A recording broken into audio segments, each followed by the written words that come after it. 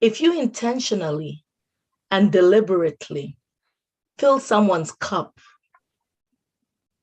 that is, a wise man once said, try not to become a person of success, but rather try to become a person of value.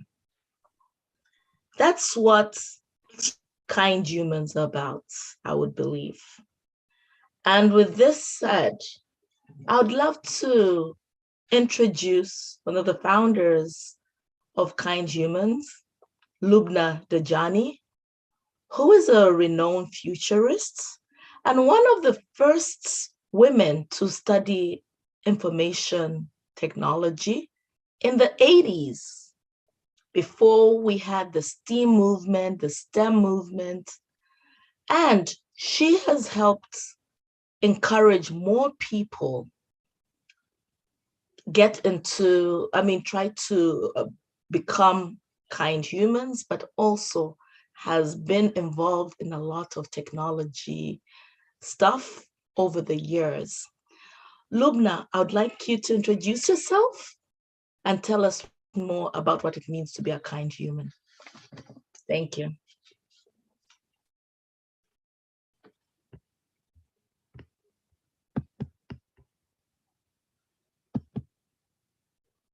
Lubna, you're muted.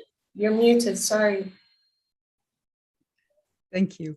The idea of kind human, it's really a culmination of my childhood dream, how I wanted to give back. And as a systems thinker and a systems designer, I look at society as it is, and if you take a snapshot of it, and it's a systems of systems problem, because that's life is, and I figured it is a complex problem, but and it takes a lot of transdisciplinary and stakeholder views, and it is. But if you boil it down, and I say ingenuity, simplicity is at the heart of ingenuity, and this can be as simple as a binary shift from being humankind that we have been taught to be to the kind human I believe we were born to be. And it's that simple. It's making that mindset shift. Ask yourself every day as you start it, am I being a humankind or am I being a kind human? I'll stop with that for this one. And you know, Shay knows I don't like to talk about myself, so your introduction was fine. Wonderful. Yes. With that said, would like to also, those were great remarks by Lubna. And Lubna, it's an honor that this conversation is happening. And I thank you, and Shay, and also everyone who has been part of this movement, as well as part of the organization, the volunteers, and the people behind the scenes. We honor you and we appreciate you, because without you, this event would not be taking place. We have to always recognize the people who work behind the scenes to support movements or organizations. And Lubna would like to join. I would like to invite Miss Eisner to join us, because she has been remarkable in the world with regards to being an author, as well as she's one of those untold heroines who has been behind the kind human movements. I mean, I would love for you to introduce her. Unfortunately, Ms. Eisler Not yet. Not here yet. So maybe we could have a little just start by saying, I'd like to just say thank you to Shay, because without you and without May and the many others in this team behind the scenes, that I would have not been able to see my vision to even to this light. I talk always about you know, the being lean backers and having each other's backs, and you as well, Abusi, you came in last minute, and you're doing an amazing commitment to what Kindhuman stands for. So I just want to take a minute to acknowledge all of you and to say thank you, and to thank Shea especially for all the work that you've been doing here with me on making this happen. Wonderful. Thank you so much, Lubna. You're so kind. Yeah, you're very kind. You're a little too kind sometimes. It's embarrassing. Stop it. But you know what we did not talk about before Rhiannon comes on here? You know, what we're trying to do here with this conversation, and what we're trying to do here beyond this session and the follow-up conversations. And maybe in your words, Lubna, because we talk about this a lot, and there's so many really gems that you say. But one of the things that always sticks out to me, I think one of my the favorites is that it's not about, sorry, I'm gonna mess it up. I know I just said I love it, but I'm gonna mess it up.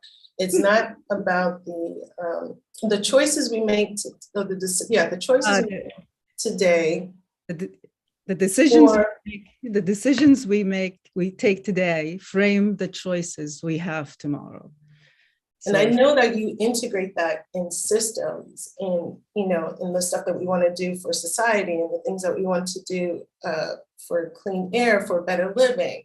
But maybe you could just explain it a little bit clearly for everyone here today.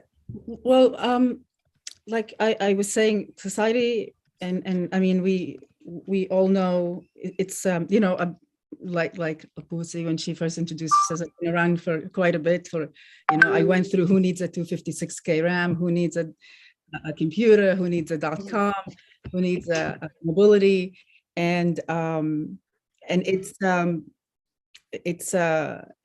time that we've gotten to a point where climate change and the humanitarian injustices that we are experiencing is no longer fake news, and it's no longer a conspiracy theory. We all know that all systems have come to a halt if they were ever fit for purpose, and so we can take this time to crumble and go further into this fear that we've been put into. We've never been so polarized before. We've never been so normalized in how we speak. We're all fearing the same thing, talking about the same thing, wearing the same mask, fighting the same fight. Are we in? Are we out? And everybody is looking at the same problems at the same time, no matter what culture we're in and what barriers. So it is time that we either, I think it's a very critical time in human history. We're either going to really spiral, which is a pessimistic view, and we will, not like I had said in the alternate, we'd end up being fuel and processing power for the few that control the machine or the data. Or we can take this opportunity to step up to the plate and just ask ourselves. I mean, it's very logical what needs to be done. And it's much easier to be, and it's much more fun actually to be kind and to enjoy each other. So I say we need to shift where we place emphasis and how we measure value. I mean, imagine if, and Rhiannon, this is one of the things I love about her, and the fact that so many of you don't know about Rhiannon, when she's been doing this, talking about this for maybe 50 years, it's been so many books. It just goes to show you the extent of the power of our domination-based systems. So I say, imagine if we start measuring our wealth and our power rather than in how much money and how much currency we have accumulated and hoarded into our pocket, and do this vertical wealth accumulation and move to a horizontal wealth creation. How much our currency and how many pockets has our currency enabled to enable others? So who cares, you know, if how many yachts I have if I can't be on all of them at the same time. You see, I love water, so it's got to be the yachts. Wouldn't it be much more fun is how many people I can have on the yacht, or and how many people have been able to have homes that then I can have access to whenever, that we are all loving each other. If we measured our own well-being by the well-being of our edges, if we lean back into each other, we'll all be expanded. And the whole trust issue becomes a non-issue, because trust is a fallacy. Trust is an assumption that someone will act in a way or react in a way or perceive something in the same way you thought they would be. We wouldn't have so many lawyers otherwise. That is so true. I mean, I totally agree. We're gonna do a slight shift in the schedule. Oh, no, we're not. Oh, Rihanna's here. No, we're not. Never mind. Oh. Technology, it's wonderful, Yes. especially Wonderful. when it works. I get Google Gaga when Rihanna's around. Exactly. So everybody knows that about me, but she's let's give her a chance to sign in. I think in the moment, in the Lubna, you already have wonderful things about her. So yes. I mean, you all should just take we can spend the rest of the 3 hours we have together to talk about Rihan's accomplishments, and it still would not be enough. Rihan is an amazing social scientist, a cultural historian, just a futurist. She's a humanitarian beyond belief, and she's one of the most generous people with her time and her wisdom.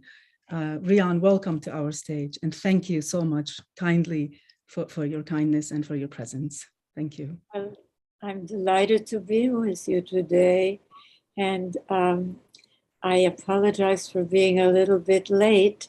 I was having trouble finding the right link, but I have found it, and I am here. And thank you so much, Lubna, for inviting me, and all of you for arranging this and for being here. As you know, our topic today is building a partnership world for foundations. And first, though, I really like to start on a personal note so you can get to know me just a little bit, because those of you who are familiar with my work, you know that I have a great deal of passion for this matter of positive policies and positive social change.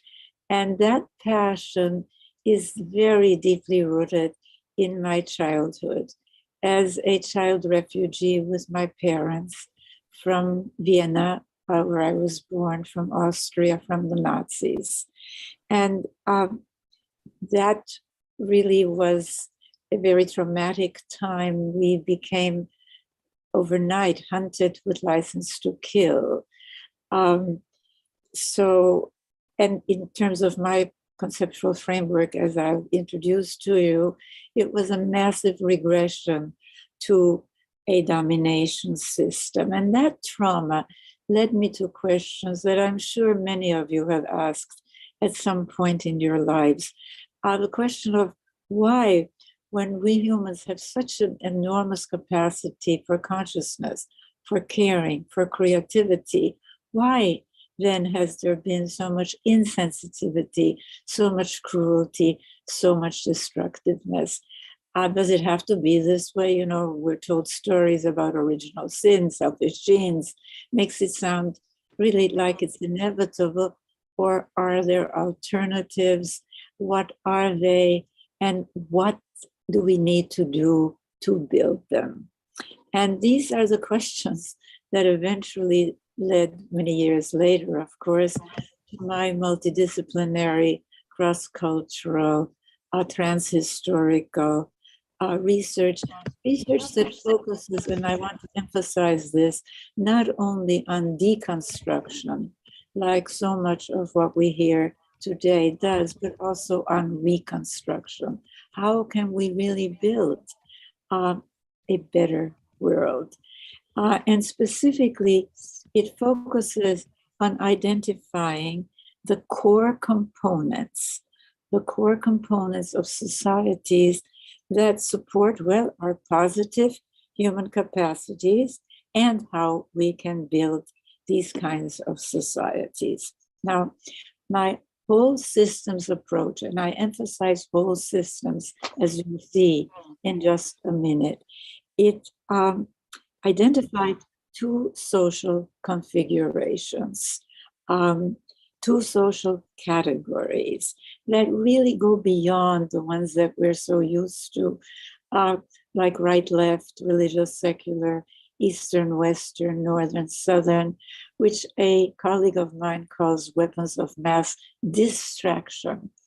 Because if you really think about it, they fragment our consciousness. None of them describe a whole social system.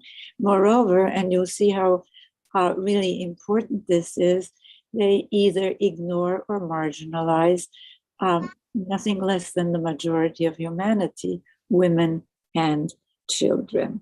So this is a very important thing, because the lens of the partnership domination biocultural, and it is biocultural, social scale, and it is a scale. No society is a pure partnership or domination configuration.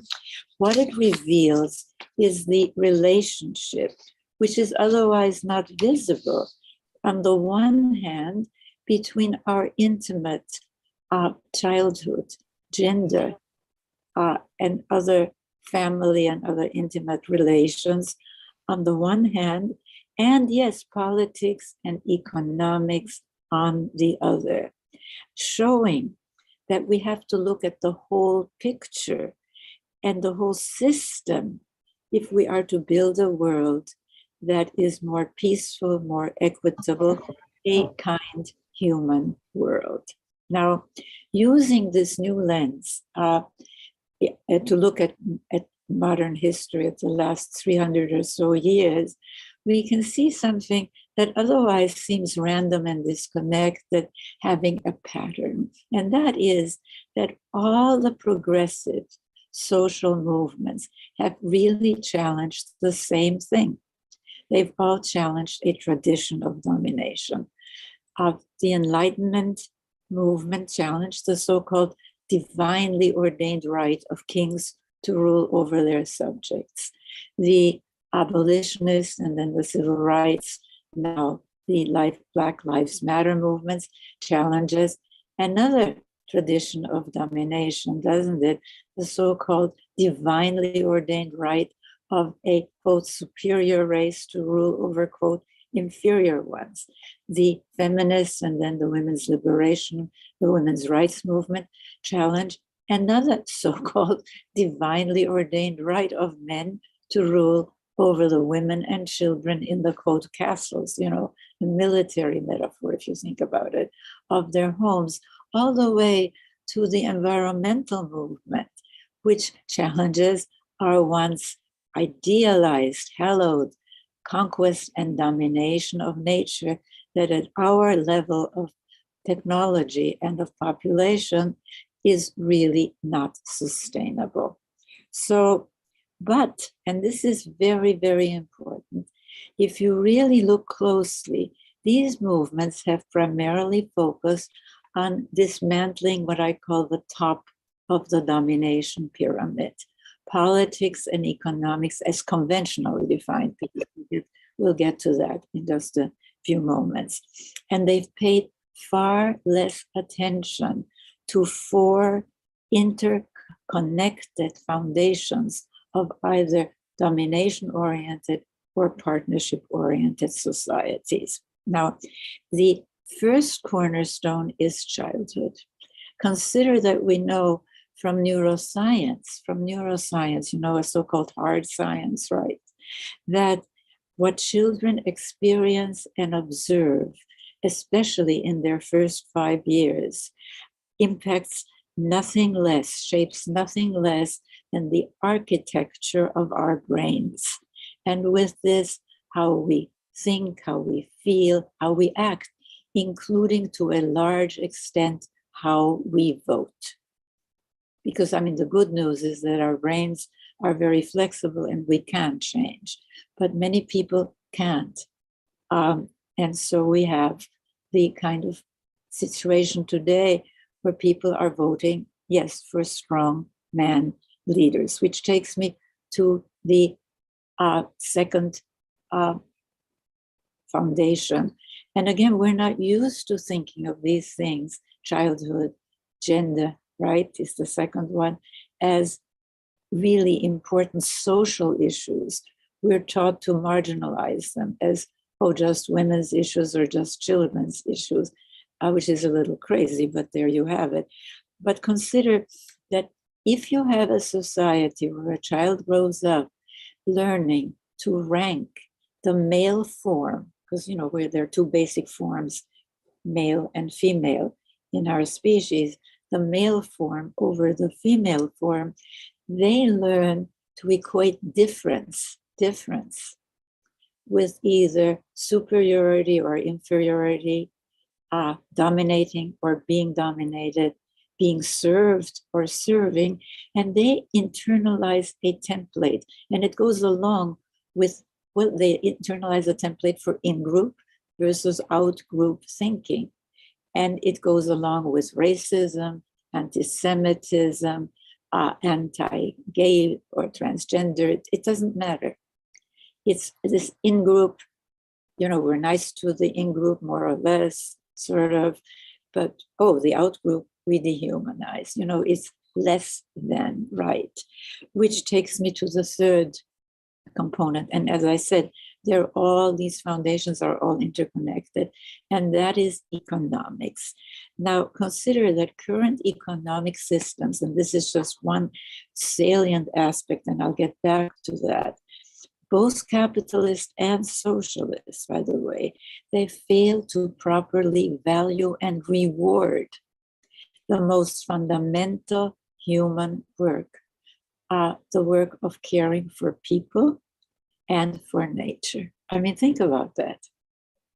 Because they are based, and I'll get back to that too, on an incomplete idea of what the realm of economics is. They look at the market, they look at the government, they look at the legal economy even, but they fail to include the three life-sustaining sectors of the economy: the natural sector of the economy, the community volunteer economy, and the household economy. And so both Smith and Marx considered this just reproductive work, you know, the work of caring for children, for example, or keeping a clean and healthy home environment, which of course translates into keeping a clean and healthy planetary environment. They saw it as just women's work to be performed for free by a woman in their time in a male-controlled household. So much so, and I'm going into some detail, I also have a background as an attorney, so I know the laws. The laws almost everywhere, even as late as when Marx wrote, was that a woman, a wife, most women were wives, could not sue independently for injuries negligently inflicted on her. Only her husband could, for loss of her services. I mean, you really have to know your history here, and your real history. All right. And the fourth, of course, is story and language. Many of the stories we are told today, they really are heritage from more rigid domination times. And yes, they present violence, domination as normal and inevitable.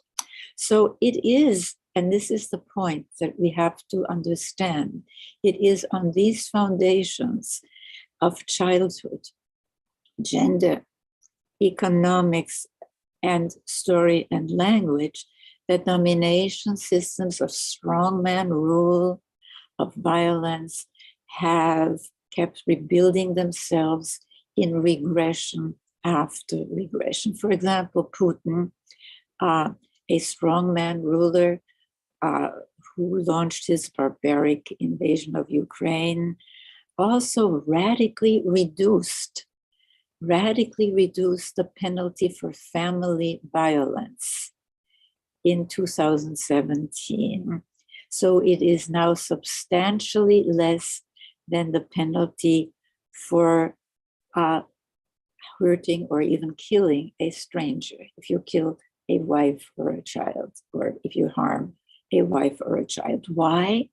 Because he, like so many regressives all over the world, and I'll get to that in a moment, recognize that, look, there is a link between an authoritarian, male-dominated, highly punitive family, and yes, an authoritarian, male-dominated, highly punitive state or tribe. So this connection, as I said, is also visible, but only through the partnership domination social lens, okay? In other contemporary regressions to domination, whether it was Nazi Germany, a secular Western society, or whether it was a religious society, Eastern, like ISIS, like the Taliban, whether it is, again, a Western, the so-called rightist fundamentalist, which is not religious fundamentalism, it's domination fundamentalism. We really have to call it what it is. In all of these, if you really think about it, the subordination of women and children in a male-dominated, authoritarian, punitive family has been a key priority. Now, progressives have to also recognize this and educate others to recognize these connections if we are to build the foundations. I mean, this is a long-term agenda. Remember how the normative ideal in the United States, where I live now, was pushed for family, was pushed back. But when I worked very hard for the Equal Rights Amendment, which simply would have said that no state nor the federal government can discriminate on the basis of sex. I mean, that's all it would have said, but it was a threat. And I won't go into that, but that's when the Rightist Fundamentalist Alliance came together around a so-called women's issue, which, as I said, is a key social issue. So we have to educate ourselves, we have to educate other people, and we have to move to a caring economics of partnerism, where the, quote, women's work of caring for people starting at birth and the work of caring for our natural life support systems is truly valued and rewarded. So for this, and I want to get to some practical steps now, we really need new metrics that show the value of this work. I mean, consider that it is absent. It is considered an externality in the current popular measures like GDP and GNP, which include as, quote, productive work, activities that actually harm and take life.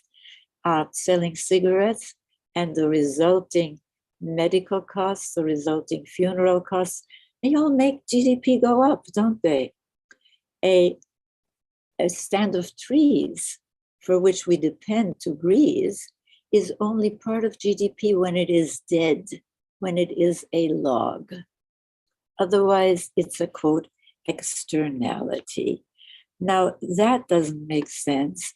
And this is why we at the Center for Partnership Systems are developing new metrics that show the value of this work, so that policymakers in business and government, as well as educators, the media, and yes, activists, are people who want to see change happen, have the information they need to accelerate what we must accelerate, the shift from a domination, from the, we're not here we are not a complete domination system by any means. There are partnership trends, but we're in the midst of a regression, aren't we? to domination, so that we have the information needed to accelerate the shift from domination to partnership systems. And the good news, and I really want to emphasize this as I do in some of my books, is we know we have models of partnership-oriented societies, not only contemporary ones, like Nordic nations like Sweden, Finland, Denmark, that have moved more to the partnership side, have more democracy in both the family and the state or tribe, that were in the forefront of laws, not only peace studies, which we never had. They pioneered that, but also laws saying it's against the law to use physical discipline against children. And as for gender, women, yes, they're still there, some inequalities, but women are almost 50% of the national legislatures. And as the status of women rises, you have to understand this, so also does the value that both women and men and children give to the so-called feminine, to the so-called women's work of caring for people and nature. So these societies have more caring policies, universal health care, high quality child care and childhood education, very generous paid parental leave. This is not coincidental, it's part of a pattern. But we also know, and this is very important, that we have been told a false story about our past, that in fact, the evidence from archaeology, from linguistics, from even DNA studies, from myths, is that for millennia, we humans lived in societies much longer than the 5,000 or 10,000 years of domination history, okay? We lived in societies that orient more to the partnership side, not ideal societies, but as is documented in my books, in The Chalice and the Blade, which, by the way, is now in 57 US printings and about 30 foreign editions. And please get one of the latest copies if you're going to get it, because I wrote an epilogue bringing it up to the Trump years for the 56th printing. But if you look, for example, at a society like Çatalhöyük, which is the largest early farming site ever excavated it's in Turkey, in Anatolia, you find that there are no signs of destruction through warfare for over 10,000 years. And we know from archaeology that war is at the most 5,000 to 10,000 years old, okay? The story we've been told that it's just human nature is false. Secondly, from the size of houses, the grave goods, it was a generally egalitarian society. And yes, gender, as one of the archaeologists who excavated Çatalhöyük for a long period of time, Ian Hodder wrote in an article for the Scientific American, these were not societies where being born female or male made any difference in status or wealth. So they were more partnership oriented. Now we can create the tools that we need to support policies that can move us from domination to partnership. And I want to really review some of these tools again. One, changing how we measure economic health, using and publicizing the social wealth index being developed by the Center for Partnership Systems, and you can find out more about it at centerforpartnership.org. Second, we have to demonstrate that really supporting care work is about the only way we can to globally cut through cycles of poverty, because we know from the United Nations, we know from so many statistics that women and children are the world's mass of the poor and the poorest of the poor. We know from the US Census Bureau that even in the wealthy United States, women over the age of 65 are twice as likely to live in poverty than men of the same age. And it isn't only job discrimination, it is that most of these women are or were caregivers, and poverty is their reward because we do not have an economic system that rewards this work in ways that, yeah, we have Mother's Day and all of that, but in ways that put food on the table and a roof over people's heads. That is what we need. So we can cut through cycles of poverty this way. And that takes me, of course, to a third way, a cohesive family policy agenda, where care work, as I said, still done for free, primarily by women in family, is rewarded, such as affordable, well-paid, high-quality early child care and education, paid parental leave, where they're socially funded, because they create the human capital, that we need, among other things, for this post-industrial era, where we're told that we need these flexible, creative, the high-quality human capital. Well, we know from neuroscience that whether we have these kinds of people largely hinges on the quality of care and education children receive early on. So this work has to be properly rewarded in both the market and the non-market economy. The fourth, of course, is sharing the evidence. And I have a book, The Real Wealth of Nations. It's a play of words on Smith's Wealth of Nations, showing the economic benefits of caring for people starting at birth, and of course caring for natural life support systems, because for both Smith and Marx, nature is there to be exploited, period. You can't, as I said when I spoke to the United Nations General Assembly on a session on harmony with nature, you can't just tack on harmony with nature to a fundamentally imbalanced system. You really need whole systems change. So yes, it's good for business, it's good for society. Recognizing that economic systems are affected and in turn affect the larger social system, and they're both human creations. We can recreate them. And yes, telling the new story and using the new language of partnership systems and domination systems, because as Einstein said, we cannot solve problems with the same consciousness that created them. We need new language. We need new systems thinking.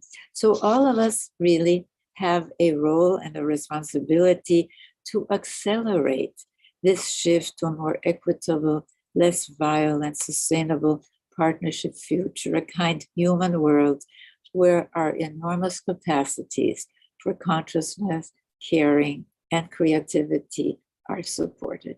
I thank you. Wonderful. Rianne, that's been an amazing presentation. I mean, you have been a trailblazer all along. Your book, The Real Wealth of Nations, Creating a Caring Economics, was also hailed as a template for better worlds by Desmond, the late Archbishop Desmond Tutu. He hailed it as the template for a better world that we have been urgently seeking. As a cultural, as a cultural futurist, as a woman who has pioneered the inclusion of women and children in human rights theory and action, this is phenomenal and groundbreaking. And what similarities I'll bring in Lubna into this conversation, the similarities between Kindhuman. Lubna, I thought she was like, you're one of the best kept secrets. Lubna, can you talk about this and see, what synergies and what similarities do you see between Kindhuman and Rianne's, Isla's theories? It's humbling actually to even have to be in the same space and to make parallels to my thinking and Rianne's. I say that the fact that Rianne has been doing this amazing work for so many years, and that's not so few people, not the entire, that she is not a household name. It goes to show the extent of the domination frameworks and the oppression that we have, that we've been under. And it's funny, Rianne talks about the language. I say, is we need to make a systems change, and it's a systems of systems. And you need transdisciplinary, you need the entire stakeholders, and every stakeholder has their own, they have their own perspective, their own language. And so many wars have happened over misunderstanding of language. So harmonizing, simplifying, and I say simplicity is at the heart of ingenuity. The language being able to change our mindsets. It's funny when Rianne was talking about the language and that we do have partnerships, but even though we have partnerships, and even though even in now we say prosumer, not just consumer, when corporates talk about the customer, we say the thinking is we own the relationship. We own. Fantastic. And wow. And I believe Magdala Cooper, who's a politician and philanthropist, has also just joined us, though she won't use a video due to some allergies. But we are thankful that she's on board, as well as Ahmed, who's coming in from Belgium. He's also part of this discussion.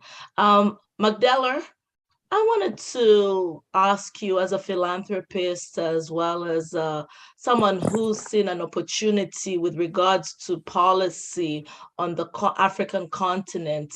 Rianne has been pushing for inclusion of women and children in human rights.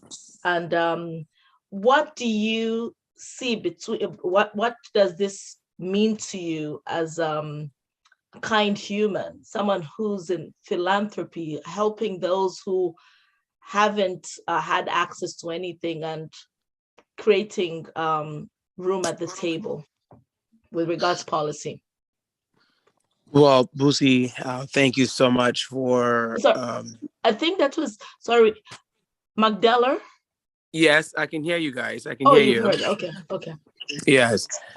I want to first apologize for not being able to appear on camera. I'm just having a severe allergies. Springtime is never a good time for me. And I've gone through all of my prescriptions and I'm still having really itchy eyes today. So it's just not a good time for me. So I do apologize to all of my fellow panelists and to our hosts, our organizers, and all of the excellencies on here. Busi, to your question about inclusion, most of my work has been built around inclusion, trying to find space and opportunity for those who have been excluded from all of the dynamics, whether it's women voices in politics or policies, whether it's children not having access to government resources, because when people in charge are writing line items for national operating budgets, but don't include or fail to include items that pertains to people with different ability or the youth, women, children, education, healthcare.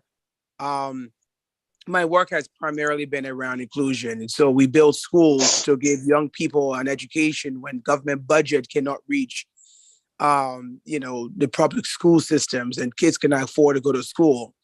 We feed hundreds, if not thousands of people because they just cannot afford to have a meal per day. In my country where I live, people live on less than $2 per day. And I think everyone on here seems to be rather educated. If you calculate $2 per day, US dollars, into any currency, it's just not enough to give you a proper meal per day.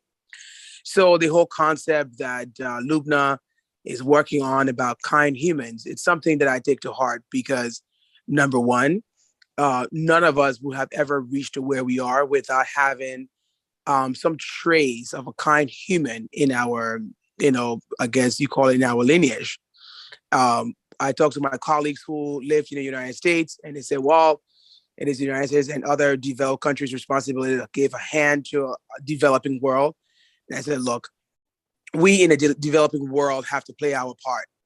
We have to play our role because the ancestors of those who live in the United States and developed world, they had ancestors who paid the price, made the ultimate sacrifice to get their generation here. So we, this new generation of, citizens of developed countries or developing countries, I should say, have to also make those, we have to become our own kind humans to our countries, of our citizenships, to our continent and our people. We have to become those kind humans to create opportunities, just as the ancestors of the developed world did for their offsprings and their descendants. So the concept of kind human, whether you're in policies, whether in philanthropy, whether you're in advocacy, we have to multiply the level of kind human activities that we have. Because look, people compete all the time and they make money on Wall Street. I used to work on Wall Street for years. We compete to make money. And that's all we focus on, make money. But at some point, altruism has to kick in. The kind human has to kick in. Because it's not just about us making money. Eventually, our children have all the money in the world. I live in a very wealthy town today. Whenever I'm in the United States, my kids are eventually going to go to the next town and mix up and mingle with those kids there who are not so wealthy.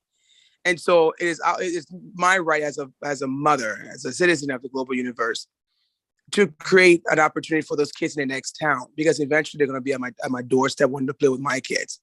So I know I'm all over the place with this, Boosie, with your question. But in terms of policies, we push policies on parliament level to make sure women are included. My country has a 9% female political representation and participation. That is a disgrace for the time of the world we live in today. 9% is nothing compared to Rwanda that has a 63% female political representation. How did a country like Rwanda accomplish such a goal? We can, it's all about intentional political will.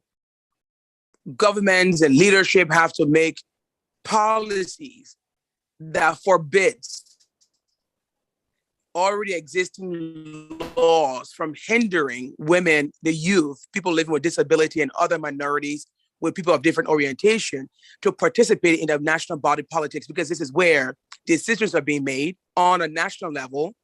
And so when policies are being crafted and created, you want to have a person of different orientation at the decision-making table. You want to have a woman at the decision-making table to make decisions for other women. You can't have an old white man making decisions for women. You cannot have women making decisions for old white men. You cannot have old white men making decisions for Black people. So you have to have diversity at every decision-making table of the world. This is just how it works. And anyone who believes it works any other way, I'm sorry, but we can open up space for the argument. Every person has to be represented at every decision-making table if it's going to affect their existence. Nothing good on this earth, unfortunately, I always say this, is not a very pretty statement, but nothing good happens organically anymore. If it's not manipulated, and when I say manipulation, there are good manipulation and there are poor manipulation. Policies have to be manipulated in order to give other minorities the right to have their voices heard at every decision-making tables that exist in our world today. And so I don't want to go too far with it, but Inclusion is so important. Inclusion in policy creation is important. That's why we have to vote women into power. We have to vote other minorities into power so that we have this diversity. It's not just one race or national of people making decisions for the world, because the world is not one race. Unfortunately, as many people say, I don't see color. But unfortunately, there are many different colors that exist in the world today. There are many different, genders, I guess you'll say today, that exist. We cannot continue to have one group of people making decisions. It's sort of exclude other people, and that's what creates chaos in our world today. So I want to say thank you to Lubna for creating this platform. We all have to be reminded that kind humanness will always dominate evil in this world, always. So thank you. I will yield here now and turn the microphone back to you. Thank you so much, Magdala, for that reminder and your remarks regarding what a kind human means to you, as well as in your as you try to make the world a better place and make your contribution in this world. And yes, I'm just so curious to hear what Ahmed Larouz has to say. I mean, he's a serial entrepreneur who's I believe by continent, lives by continent, Morocco as well, Belgium, and has been in different parts of the world. As an entrepreneur, what would you say regarding being a kind human, as well as mindset shifts and making your mark in this world today? Oh, thank you, Busi, for organizing this together with She and Lubna and the whole Catalyst. I'm unmuted. Yes. Oh, yeah. So thank you again, and thank you for organizing this, and thank you for being very kind. I think we have to emphasize the word kind today. All of us been around kind people, and I think you can be a kind human being only if you're surrounded with the right people and the right people that are lifting you up and taking you to another level. And I have also the opportunity, of course, to be here today because as I work with Lubna, and I know Lubna for a long time now, and being inspired by her work and inspired by all the things she's doing and trying to do. And as we are trying also to work in Africa at the moment. By the way, I am in Morocco at the moment, doing a conference. I'm in between classrooms here, taking part of the conference, which I really don't want to miss. First of all, being who am I? Let me just interject you briefly. Are you familiar with the AFCFTA right now, the Africa Continental Free Trade Agreement? Yeah, of course. Okay, and I think you should touch onto that a little bit as well. To be honest,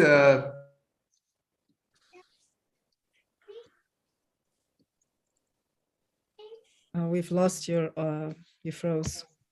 Yes, sometimes also dealing with a different continent, sometimes also have technology issues, so we have to be understanding of that. Yes. We'll give him a little bit of time to just get back on track. If not, we will jump on to Caroline just to ask her remarks as well, as the country coordinator at Green World and Campaign Kenya. Being here.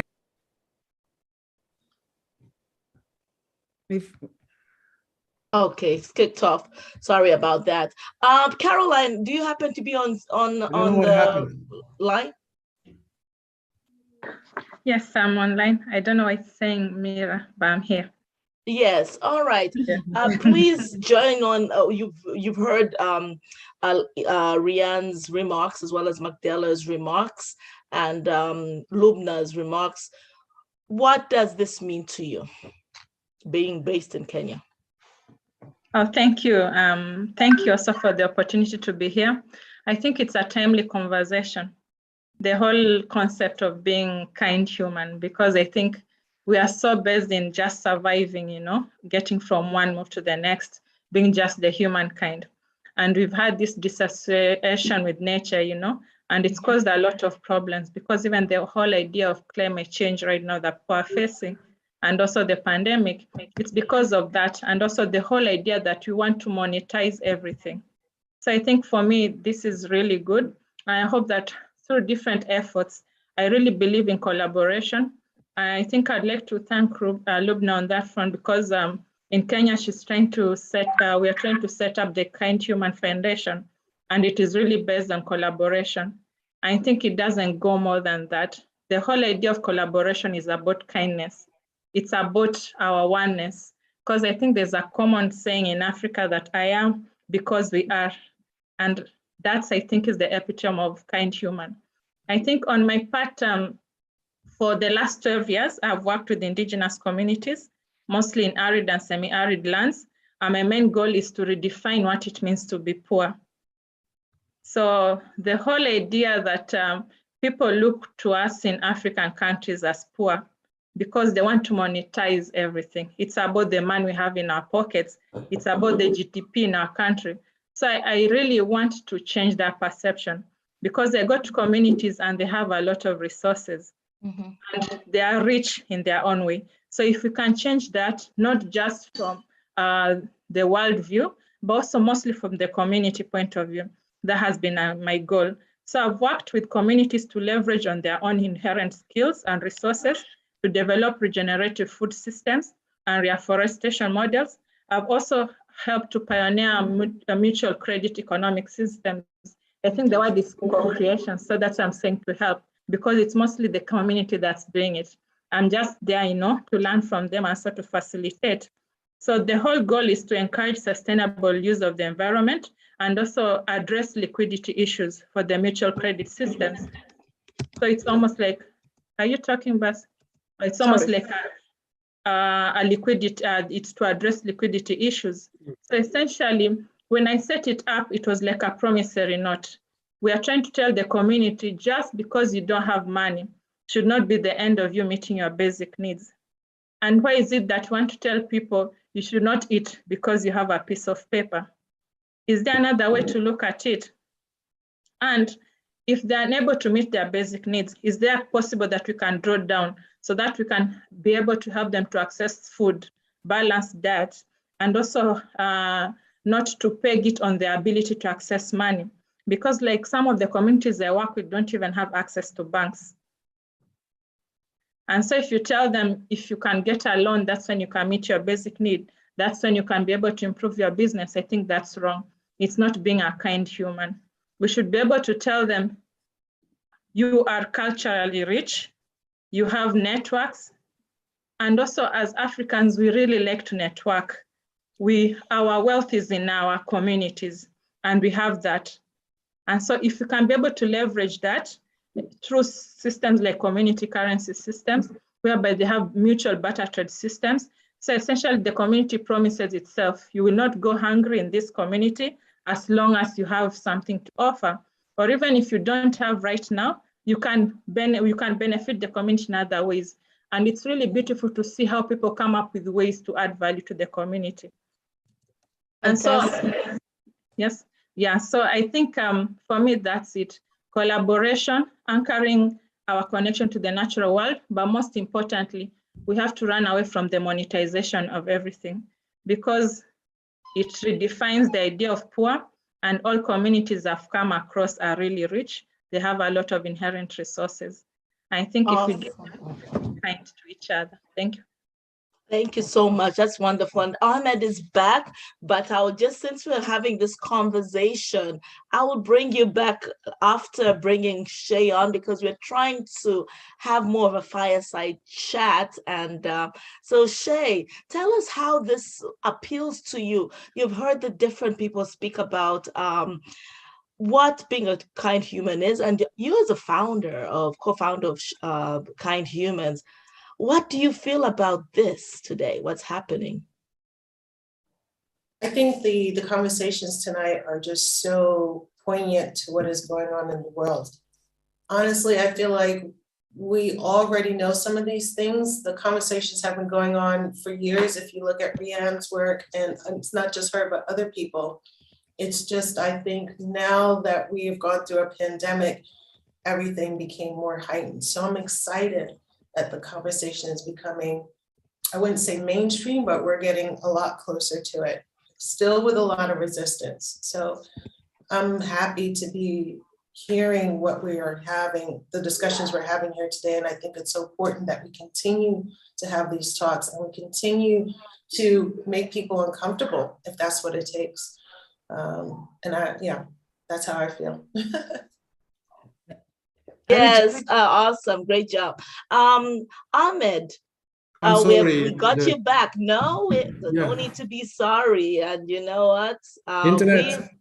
Yes, and I was speaking about that, unfortunately, especially also with the developing world. So we have to also be more accommodative with regards to that, because sometimes you have no control of that bandwidth.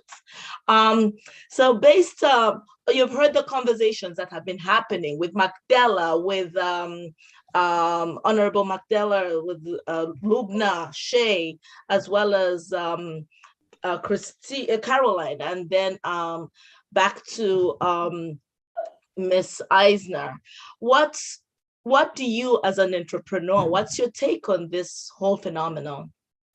Well, as an entrepreneur, of course, you've been taking actions all the time. Before being an entrepreneur, I've been doing voluntary work since I was a student, and it helped me actually to build my entrepreneurship. That's actually the other way around. It's not entrepreneurship and then being involved in society and doing things. I was socially involved, and I created this mindset of a social entrepreneur instead of just an entrepreneur. And as I was saying, being a son of an immigrant is already an entrepreneur. It's an entrepreneurial mindset that you have created because, you know, you cross the borders, you cross the seas to seek a better future and to make a good life. And it's something that we learned from our parents, of course, but also being ambitious and trying to change the life you are. You get confronted with racism, with a lot of challenges in the countries which are yours, and then you're trying to make the best out of it. And one of the things that we started with since I was a student is creating networks around me, and the networks of high educated immigrants, and it became a kind of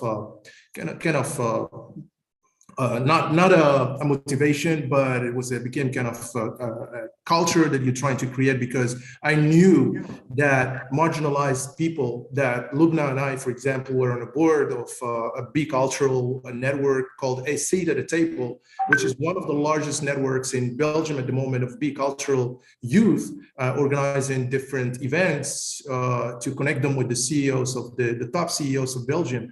It's because we know there is a lack of networking around those youth. There is a lack of, they're not born with it. You know, the only network I knew in my past was the network of my father being a cleaner in a hospital, or the network of drug dealers. And that's it. There was no network of, high educated people around me that I can see as an example, as a role model, and then take it from there and then go and beat the odds and become a great entrepreneur. So you have to do it by yourself, and you have to, create a network of people around you who are kind, who are really caring about, the environment, about the society. So that mindset is something that we have taken, and we want to move that also to Africa. Not just because we don't help Africa, because I'm African. I was born and raised here. I've been poor. I've been walking kilometers long, to go to the school with bare feet and all that. So we wanted also to bring that, in forgotten cities, not in the cities that here in Casablanca or Rabat in Morocco. They have enough incubators. They have enough innovation labs. They have a lot of things. But let's go to forgotten cities. We have brains everywhere in the world. And people, they forgot about that. All those incubators that would come and they would set an incubator in a big city and say, well, we're going to have quick wins. What about those people who are brains and good, but they are in villages, forgotten about them? And I think if we bring the technology to them, we bring the resources to them, we connect them with others in other parts of the world, as we are, of course, looking for different challenges in the climate change, in the climate challenge that we have at the moment. I am sure that the kid in Kenya, in a village, can solve my problem with a simple app. And we have to be kind, all of us, to go and seek those kids and try to connect them with the right brains in the world who want to help them. And I know there are a lot of people listening to me today, been very kind, and are going to take the boat with us and save those brains to save the world. Thank you. And I didn't ask him to say that because that's exactly at the heart of what Kindhuman Innovation Labs and the Kindhuman Society is intended to do, is intended to unlock the value flows, shift where we place emphasis, move where we place our money from creating more waste to enabling, moving these innovation labs into communities that are otherwise have no access. I can't wait till next time we have this event that the best connection is coming from the marginalized communities, that we have the best audio video contact coming from there, that kindness, that the empowerment happens, that we start enabling socioeconomic well-being at the community level, at the grassroots level, which is why and I can't wait to hear some more actually from Magdala about her school and what she's doing over there. And I'm confident that we are going to be able to action all this talking, because it's time that we stop just talking and action. And if we listen well to what Rian has said, and if we look at all the work that she's done, she's given us all the frameworks and the plans, the foundations that we need to build on. We just have to start making that shift and move from talking to doing.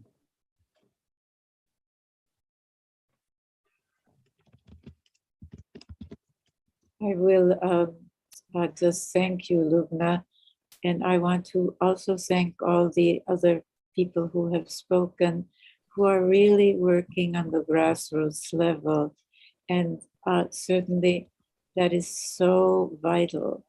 And I think we need to work on both the policy level and the grassroots level to bring about these structural and cultural and economic changes, because otherwise these things will just be add-ons to a system that will go on and on, really causing so much misery.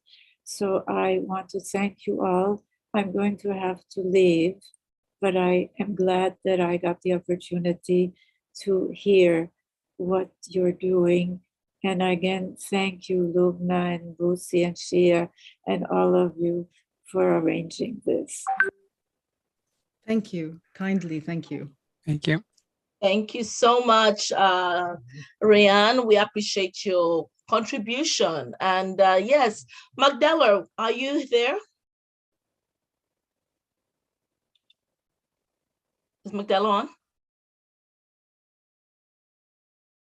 Okay, I guess you know what, but we're running as scheduled, and yes, I believe this is an amazing conversation. I just want to see what Lubna, what your take on this has been, putting this panel back to, I want you to bring it back home. Yeah, I'm very grateful that everybody is here. You know, it's funny, and I know Rian just left, but we don't. You know, if you in the beginning, she talked about where she's come from, and I know that we've all had. I come from adversity as well, but and it's, I think it's the being able to lead with vulnerability, stop judging each other, start augmenting each other's needs and capabilities. I say filling each other's honeycombs, so to speak. So I talk about, I think if we can just all think about leaning back into each other, you know, having each other's back, rather, I think we would be able to really further that collaboration. We talk about trust and being able to collaborate, but I think if we are just lean back into each other with what we have and what we seek. You know, for example, one of the things that we're doing with Kindhuman Labs is a marginalized community that has a need for a particular water solution or what have you, an innovator that has come up with an innovation for that sort of a problem can be matched, and we can actually lean back into each other. So without wasting money on, for example, more wasteful advertising or marketing, or putting it in labs that are just meant to be taken down at the end of testing something. We can actually do the knowledge transfer. We can actually work with the people who are most impacted by the challenges that were mostly self-inflicted. So I'm thrilled to have as many of you here, and I invite you all to lead with vulnerability and lean back into each other. And yeah, I would. Yes. If you have any questions, please type it in the messages, and then we'll read it. I'm afraid my comment is too long for writing, but I would like to share with you. Please. Yes. Welcome, Professor. Just a couple of minutes. First, let me introduce myself. I'm Professor Dr. Pedro Gomez Romero from Spain. Thank you for coming. And Lubna suggested, why don't you come and join us? I am what you might call a hardcore scientist because I'm a material science working on the next generation of batteries to store renewable energies. So, but being a material scientist doesn't mean I'm materialistic. I am not. And let me tell you that I'm the type of scientist who knows that science— Mr. Pedro, sorry to interject. Could you please try to give this in 1 minute just because of programming purposes? Yeah, I will. I will appreciate that. I will. Thank you. I will. I have been delighted to listen to all of you. And I was trying to get the point of this regressiveness, but it's not only about regression. You might think we must fight regression. No, I meant to ask Ryan, what would you do with regressive leaders? And what we need to do, from my point of view, is not fight them, is dissolve them. Dissolve them. How? With kindness. But the problem I find in our striving for a better society is not so much progressive people as passive people. Okay, people who don't have the time to think about these beautiful things, we say. Yeah. As Caroline said, this is beautiful, but we have most urgent matters like, the daily life, and that we must fight. Let me just to finish, share with you this, they call it cartoon, but it's more than that, I would say. Oh no, I cannot share anything. Anyway, passiveness is worse than regressiveness. And thank you very much for this opportunity, because I really learned a lot and enjoy thinking together with you. Thank you. You're on mute. You're muted, Busi. I said, thank you so much, Mr. Romero. We really appreciate you, and we believe that we'll have many of these conversations. This is a beginning of more conversations to come.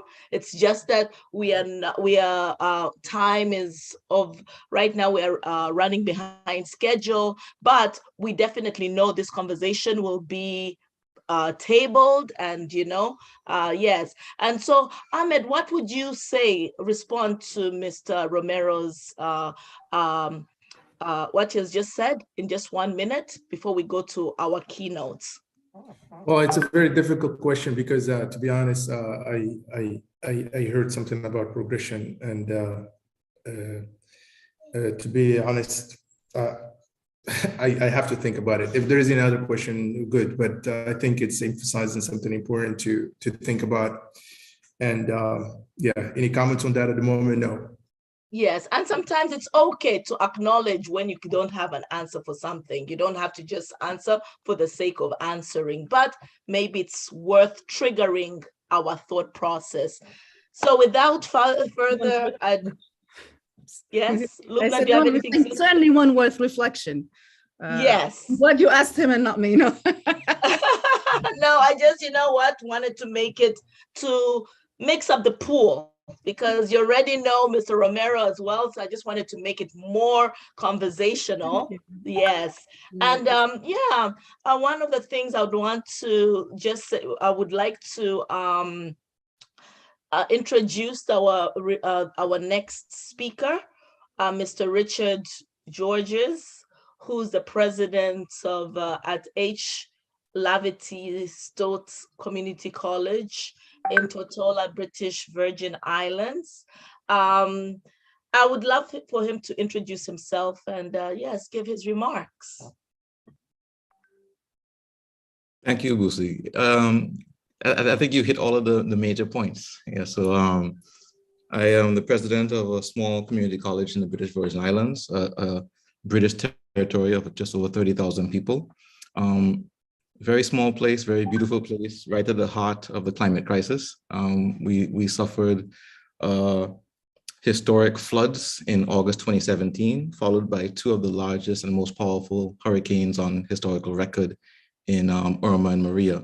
And there was much devastation, and we have just about peeked our heads over the rubble to be met with the pandemic. So, it is a space where resilience is valued and it is necessary, as is agility and adaptability. And I was asked to read something because I'm also the poet laureate of the Virgin Islands. So I was asked to a little something before I give my. Thank you very much. Please give share your talent with us. We appreciate that. And I'm just curious also, have Magdala Cooper at some point with regards to education with you on this. So this poem is entitled Altricial. Remind me again the way you carry your people, your family, through the stark silence of the years. How the village grows, what brilliance can be found in it, and how toil can mean something, how burdens were always meant to be laid down somewhere, cool and grassy. That the unspooling years must mean something besides the laughing stars. Again, tell me how a soul moves through the body the same way bodies move through space, unthinking and bravely, like something wild beating waves in the current. This has never been an ending thing. Birds do not know where they will land when they fly, yet few fall like too ripe fruit from the sky. The astonishment of exhaustion, winds too strong to buffet, of God giving more than their fragility can hope to bear. Remind me again how people become weights, or how they become feathers, then wings. So that's it's a quick poem to start us off. And wow, I can listen to you forever. Sorry for the interruption. Well, what I wanted to speak about today really was going back to the kind human, if you will, and how I see it really as a framework through which the arts come into play, hence the relevance of me reading the poem. And I think, Pedro just posed a very provocative question, or rather a provocative solution, and a question as to how we arrive at the solution, with the dissolution of regressive leaders and how that takes place. And I think you answered it. I think it is with kindness, or the word I would want to focus on today is with empathy, humanity, which I think is the lack of it, is really illustrated in the number of crises that we face regionally and globally throughout our current time. I can't think of any political or natural environmental crisis that we're currently facing that does not have at its heart a lack of humanity, a lack of empathy, a lack of kindness. But instead, what we see there as the pardon the perversion of today's theme, but what we see there as a catalyst for those crises is greed, is the altar of growth, growth by any means, technology that is not centered on humanity. So when I look at you know, I think the story was a couple of weeks ago about you know, the potential or purchase of Twitter and these things. And when we look at these social media behemoths and where they've gone astray, is that they have prioritized profit over connection and community, which is supposed to be the basis of their existence in the first place. So, pardon the chickens. We have also chickens in my house, if you're hearing them. But going back to the kind human and empathy, I mean, it's important for us to define empathy, right? So the first thing is to understand that empathy is the ability to feel and understand, you know, someone else other than yourself. And in this, particularly in the Western societies that we engage in and interact in, that we dwell in, there's an overwhelming focus on the individual and the value of individualism and the individual's pursuit of comfort, of wealth, of materialism, basically, as Pedro also referenced before. And that is the altar that we've decided to die at as a global civilization. So it is really, I think, the proverbial chickens coming home to roost in 2022, all of the crises that we're facing right now. Because what is the logical conclusion of it? What is the purpose of growth for growth's sake? Right? What is the purpose of accumulation of wealth for the accumulation of wealth's sake? I think we're looking at wealth inequalities that are unprecedented. Even what we saw at the turn of the last century, with the growth of really vulgar wealth, while we have people literally starving. So, that is on an individualistic level. But if you look at states and nations and countries and territories like mine, the vast majority of the instigating industries for the climate crisis that we are enduring is in the quote unquote global north. But the pain that is largely borne by the crisis is in the developing world, in the global south. So what it's hurricanes, it's tsunamis, it's monsoons, it's flooding, it's drought, it's famine, and we have these sort of cloistered sorts of metropolises. That I think the example earlier whereby you talk about having a pop-up or a incubator, it is really, really pointless for them to be done in your New Yorks and your Londons and your Parises, etc. It is really no point to doing that unless it is just gestural, unless it's symbolic, unless it's not really meant to have a real impact on the lives of the people that it can most benefit.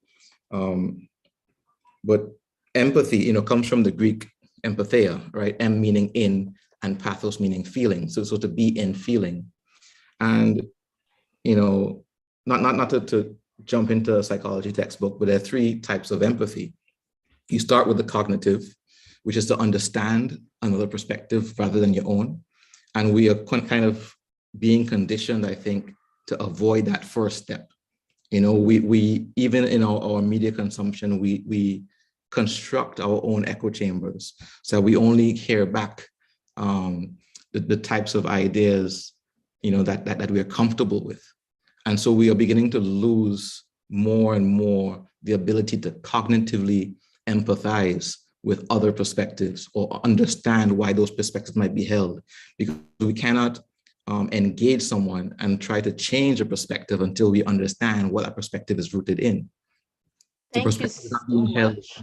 is not being held in absence or in a void. It's being held based on a historical and cultural understanding that's been socialized into that person. So it is a leaf that we're focusing on, but when it is the root that has to be addressed. The second type of empathy is the emotional, right? So it's like when you see someone fall and you have a instinctive reaction, you have an emotional impulse. That's the second level. So once you understand how someone is thinking and what they see, and then you can understand, then you can feel what it is they're feeling. If you feel poorly or bad when you see something experiencing pain, then you reach the second level of empathy, which is the emotional empathy. And the summit of empathy is compassion. And compassion then compels you to take your understanding and your emotion and propel it into action, right? So you can't arrive at compassion if we've ignored the foundation, which is the understanding. And my argument, and I guess we will speak more later, is that that has to be taught. And it has to be taught through the arts, through education, through the arts is one of the most visceral vehicles and avenues whereby we can get people to feel something. And that, or as one of the also the vehicles where we can show someone something that's different from their own experience. So from kindergarten through university, the arts is one of the most powerful vehicles to begin to teach empathy and then to develop kind humans. Thank you, Busi. Oh, thank you so much, Dr. George. I mean, that is really, when touching on empathy and also certain solutions are not, you have to sometimes cater to the community that you're dealing with. That's what we are hearing, because what might happen in a more developed place is not the solution that is applicable to a developing place. And we have to be very cognizant of that. And with regards to that, I just felt moved to actually ask Honorable Magdala Cooper, together with Lubna can also join in on this as kind human. Magdala, please draw some similarities based on what you have, based on hearing what Rian mentioned as a cultural economist, as well as Lubna, Lubna with Kind Humans, as well as Dr. Richard George, who is from the British Virgin Islands, that was really affected by the hurricane some years back, and was really, so what similarities do you draw and what solutions do you believe could? Well, Busi, thank you again for that question. And I would just listen to many others, including Dr. George, who just spoke about the sort of potential blueprints towards creating a kind human. And as I said early on, sorry, and also that includes Ahmed's contribution as well as Carolyn. Right. No, I would just listen to the poem and the conversation that Dr. George was having, and it just goes right back to what I said early on with my famous statement that nothing good in this world happens organically. And that is why we have to result from, when we were young and went to church with our grandparents, they taught us how to be good citizens of the world. You grow up and you sort of interact with other people. You saw everybody had different way of reacting to the same scenario.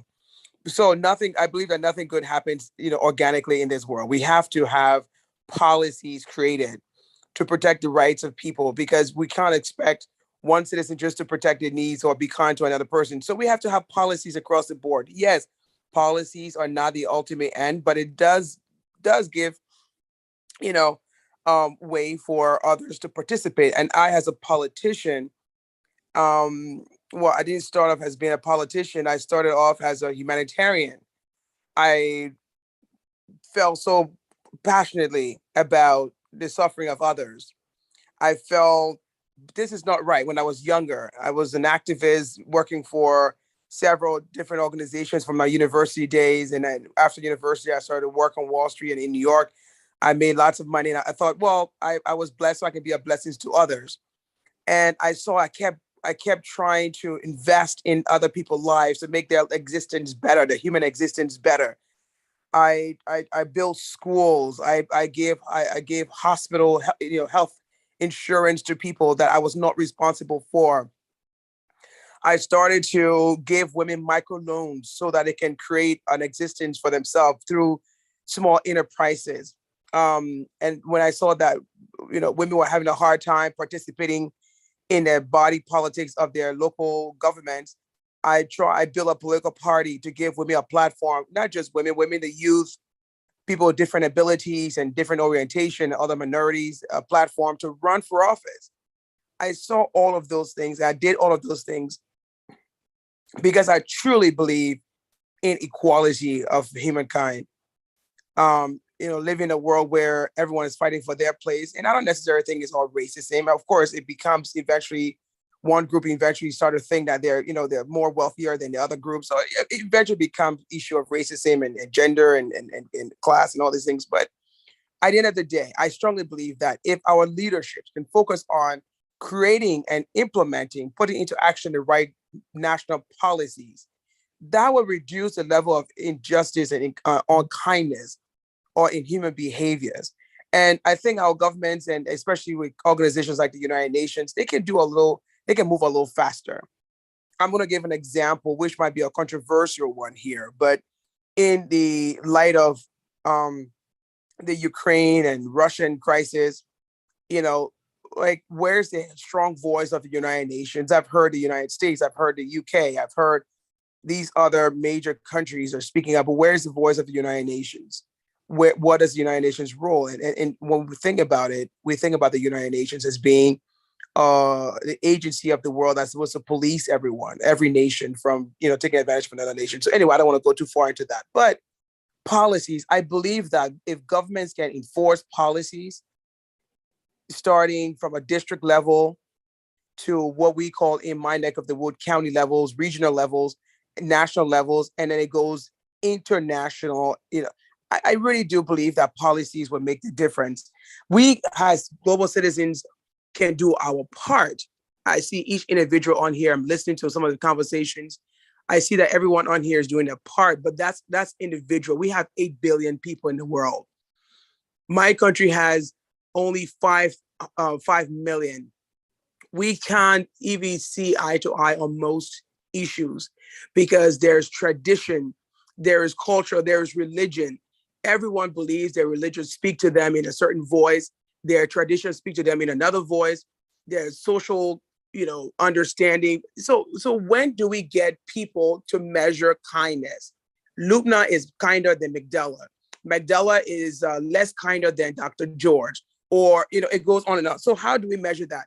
I think it's time, we continue doing what we're doing, but at the same time, push our governments to make sure they create policies, make sure women are fully represented, the youth are fully represented, people with different orientation and different abilities are fully represented and have their seat. Again, goes back to decision making. So corporations should be compelled to make sure they have diverse boards. So as we, the individuals on this, group here talking about kind human behaviors, that has to filter up to policies so that government leadership can put in policies that will compel people to look. You don't have to like me. I'm a woman. You don't have to like me, but you got to respect me because the policy says yes, you have to respect me. And so I don't want to take too much of time. I want to respect other people's time to contribute, but I believe policies, and that's why I push so much policies, whether it's politically, from a philanthropic standpoint or from just a humanitarian standpoint. Policies is what going to give everyone the rights they need to fully participate and be kind to.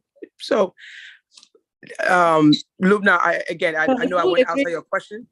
Yeah, no, I fully agree with what you're saying. And I think it's one of the things, like the I am kinder or someone is kinder. This is what I think one of those areas where we need to shift the way we measure. And Dr. Georges, to correct me if you agree or disagree, but I think we've been trained because we're coming from this domination, this somebody is better than somebody. I don't really know why a royal is better or a king is better than a subject.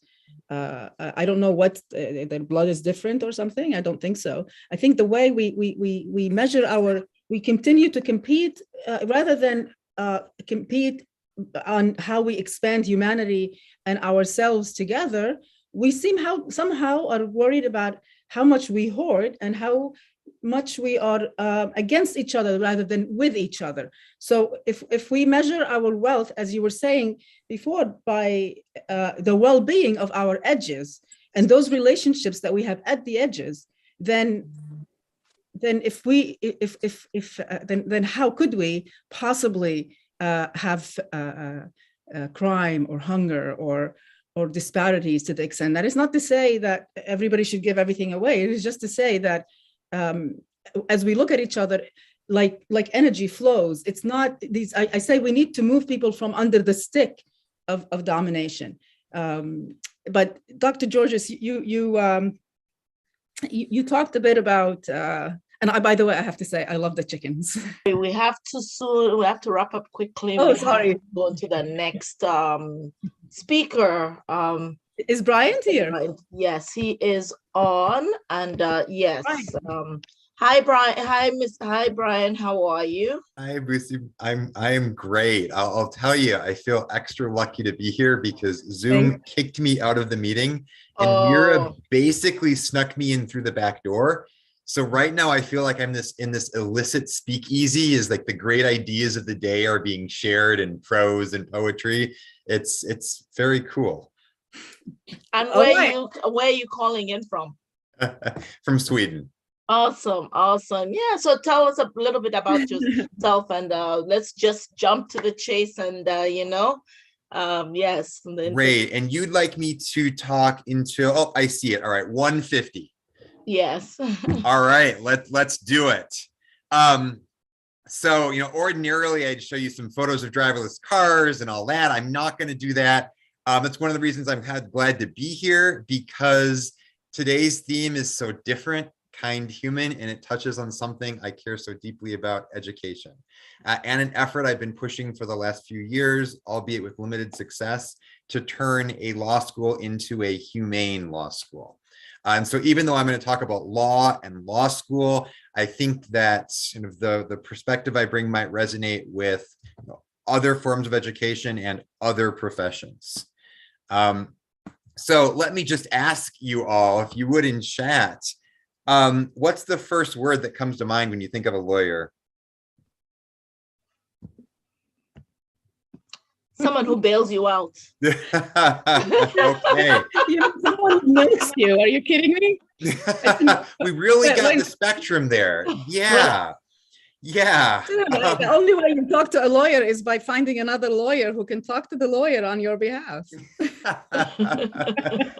I got the optimistic and the cynical, and that's great because kindness is across that spectrum. One of the things that really, thank you, Michael, that really struck me in thinking about this was different spectrums indeed. Thinking about how some brilliant minds have evolved in their thinking. Admiral Hyman Rickover comes to mind, but there are many others, where first someone thinks about technology for technology, then they think about technology for society, and then at the end, they turn it about and think about people for society. And often that leads these brilliant minds like Rickover, like others, to education. And when we think about legal education, it's pretty dire for our students and the lawyers they're going to become. At least in the US, like 1/3 of lawyers qualify as problem drinkers, nearly 1/4 have some degree of depression. This is bad for them, it's bad for their clients, it's bad for society. Now, I've known statistics like this for a long time, but what really caught my attention were some of the answers I was getting on my exams, where I would ask students to advise a client who is seriously injured. And some of my students would write, "This is great, we're going to win so much money," to somebody who was at the worst moment of their life. Or another case where somebody came in who hadn't yet been injured, but was likely to be seriously injured or killed. And I would read answers like, there's nothing I can do now. Come back when you're injured. And I was realizing these were the people who were going to go out into the world, and with the incredible power of a lawyer, meet people at some of their darkest times and really influence the tone of society. And so I should say that there are other answers too, right? Some were truly kind, some were sympathetic and honest, some overpromised in a way that isn't kind, right? They'd say, don't worry, we'll win, right? That's not kind. And what it led me to think about is, how could we create in law school a program that really teaches humanity?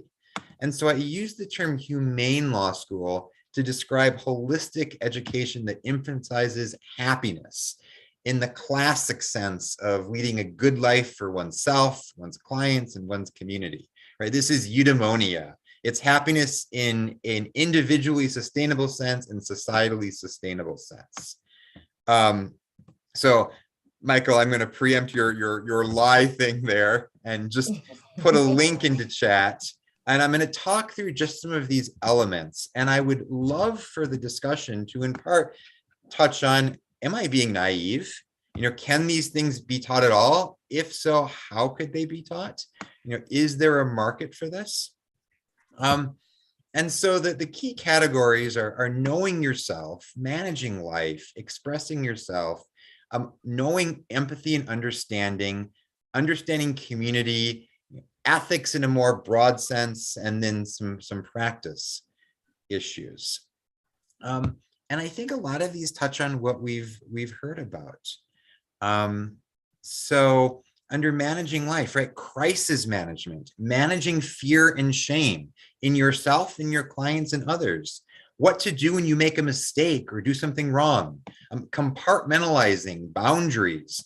These are both necessary for lawyers who have to remember not to say to one client, oh yeah, my other client had that exact same problem. Let me tell you about her, right? Because that would be wrong. At the same time, focusing those boundaries in our head really works against empathy, works against those connections that we all strive to make. Expressing yourself. Some of the key parts I'll highlight are being able to tell your story, learning to say no, learning to speak to others. And this really ties into empathy and understanding. And one of the key parts that we do not ever address is trauma. What trauma means, how to recognize it in yourself and in others, how to navigate it. I didn't understand what trauma really means until I started reading about it and realizing it means a break in time and space in a way that was just entirely novel to me. And now I can't believe that lawyers deal with traumatized clients and witnesses without understanding what they go through, without being able to relate in that way. Knowing people whose lives are different than your own. This is why I love the conversation we're having now. You know, I've done virtual exchanges with Chinese law students and American law students for them to ask each other questions and listen. But it's not just international, it's local too. One of the things I found is that students of mine who grow up poor in, you know, the economic sense are often uncomfortable talking with people who grow up rich, and vice versa. And this is a huge base problem for empathy, recognizing bias, all of the important things that we should be teaching, but we're not. And then community, right? Networking in a broad sense, in a practical sense, developing healthy personal professional relationships, building a community, making friends as an adult, the kinds of things that our students need to be people. Because if they're not people, they're not going to be good lawyers. And then finally, just ethics, not in the narrow professional sense that engineering and law and these other professions often teach it. Here are the little rules, but rather, what does it mean to be ethical, an ethical person and an ethical lawyer? How do you reconcile your personal beliefs and your professional obligations? How do you deal with lies in the legal system, right? Plea bargaining is essentially a lie. If someone says, I'm innocent, and the lawyer says, yes, but you will probably get out of jail much sooner if you say you did it. What does that mean? What does that do to our notion of truth? How does a lawyer navigate that with a client? And how does a lawyer navigate that internally? And then the topic that I love talking about, and if I could steal 20 minutes, I would, and that's trust and trustworthiness. What does it mean to trust? What does it mean to be worthy of trust? And that is a big area of my research that loops back around to technology, but I am going to stop there and say, let me listen to you all, because I would love to expand this list. I would love to learn from your experience. You're a person who we can also have a conversation individually about this. I mean, it's so interesting to imagine, actually, Bryant is, he's a lawyer. He has a background in civil engineering, as well as he did his law school at NYU, and then he's also Stanford trained, and he's also an associate professor at Stanford University. You would never think that he's a lawyer, given that conversation, right? When you think about the stereotypes of lawyers as well, because systematically, we are made to sometimes believe that lawyers are bad, depending on your experience with lawyers. But at the same time, it depends on like what it is. In every society, there is good and bad. And in every profession, there is good and bad. If someone is held to a moral standard and they're ethical, they will do their work properly. And all these things are systematic. So it's up to us to become kind humans and not just humans, you know? And so that's, I see there's a hand from Viola. We're going to have to wrap up quickly. Yes, very quickly. Just Bryant, I'm the psychotherapist here and the mentor. And then I said, where was this man? I need him as a partner. Come on, let's go and mentor the world about all these concepts you've been doing. So I just want to thank you so much for your clarity. And certainly we need to mentor lawyers to go back to what was the principle of law, or what was the principle of medicine, or what was the principle of therapy. I have a teacher who said that she loved the profession of psychotherapy, but she hated what she was taught in the university. Don't be too close to your client, to your patient. Be careful. She said, how am I going to go into that? And it was the 60s for her. And one day when she started, she said, I'm going to ignore this. I'm going to do that. And one day, one of her patients said, after the first session, said, may I tell you something, Virginia? This is my professor story. She said, I've been in therapy for so long. It's the first time that I've been seen, I've been heard, and I've been held. And I think all professions need really to remember what was the essence of our profession. So I'll come back later to talk more about mentoring, but I really thank you for bringing back that. Thank you, Brian, and be back to you a little bit later. Oh, yes. Thank you so much for that insight. And I'd like to thank all the speakers who have spoken to date. And I'm going to actually welcome Mr. Ritten. Ritten, thank you so much for all you do. And I want to just go, I want to do a little justice of introducing you properly, you know. Yes, 1 second, because I feel like you have been very integral with regards to this event. And Ritendra Banerjee is a serial entrepreneur, having built large enterprises and Big Four firms in the past. A CFA and a Harvard Business School graduate. He teaches at UCLA. He's on several boards, including the University of San Francisco, among others. He's a co-author of several leading books on knowledge businesses. He's also on a moonshot mission that brings in capital, technology, and expertise to eradicate global poverty. He is our next moderator, and he'll take over from me for this moment. Thank you so much for all of the audience that has been listening in and written. Thank you so much for going to moderate this. I will just say one single quick word. Don't think you're getting away from here, Busi, because you're okay. Thank you, Lubna. Thank you. And thank you. And I just have to say that I am a huge fan of Ritten. He is one of the most kind humans, true and true throughout. And I also, and I feel very grateful. I'll just take an extra minute. And even Busi came in, jumped in full on with zero warning. And I am just beyond grateful for all the kindness that is here. All of you, thank you. So Ritten, without any further ado, I will just hand it. Thank you both very much. Thank you all.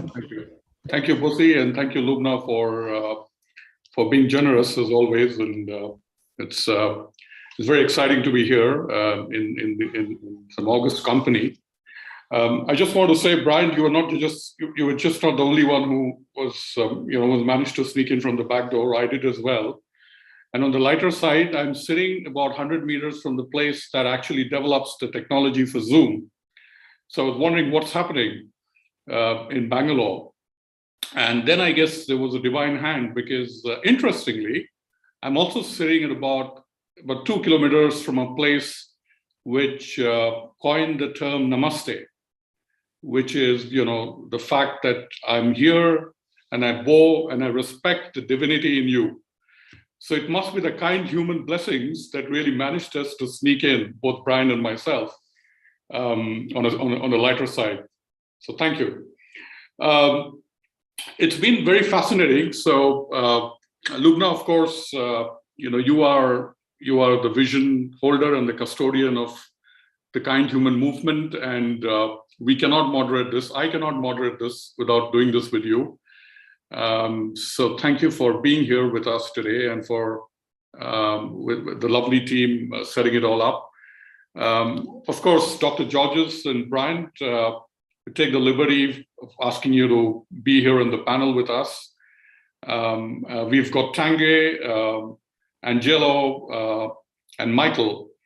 I guess the drift of this conversation, essentially, it's an open conversation, but is to look at ways by which we could, do some regeneration today. So the regenerative today, if you like, to try and move towards a sustainable tomorrow.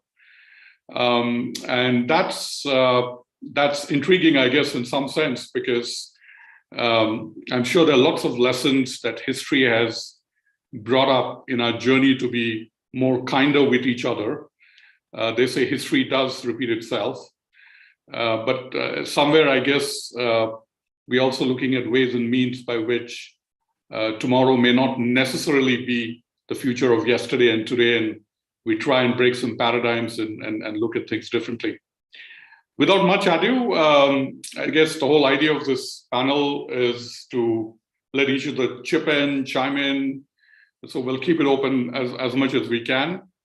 May I also take the liberty of requesting those of us who've not been introduced or have not had an opportunity to introduce himself or herself, to talk a little bit about himself or herself, and then, of course, share your perspectives. So with that, perhaps I'll request Tanguy to come in and lead the first conversation. And Tanguy, as we hand it off to you, I guess one of the intriguing questions that at least crossed my mind based on all the work that you've been doing in the context of Kindhuman is, as we design smart cities, how can we design smart cities that are kinder and kinder, to the people who live in as well as the people who visit, right? So Tanguy, over to you. Yes, hello. Thanks for the introduction. Yes, every time I'm being asked what is smart cities, and then it's often not easy to give a definition on that, and actually I want to share with you a study I made last year, which where we used the donut model from the donut economy of Kate Raworth, and so we basically looked at it from a city perspective, and so to make a city more kind, actually the model of localizing the donut means that you have to look on your city level. You have to take a new lens. We already heard the word lens in the previous conversation. So you're taking a lens to look at both societal, social aspects and at environmental aspects. And this both on a local level and on a global level. And so with that lens, we actually went through several projects in the Brussels region, and there was one on near the Brussels South train station that you know probably. And so when you look at local smart city on the local way, you can see all right in terms of sustainability. There are trees, that's really nice. In terms of social, there is housing. But then if you look at your impact, just a moment, sorry. I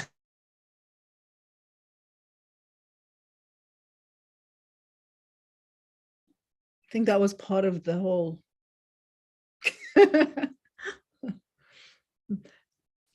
It was not the chickens. Yeah. So they were just not the chickens. But so in this lens, the interesting thing is you look at what is the impact on the organization of your city for the world. For example, near the train station, what are the materials that you are using? And so the impact out of the city.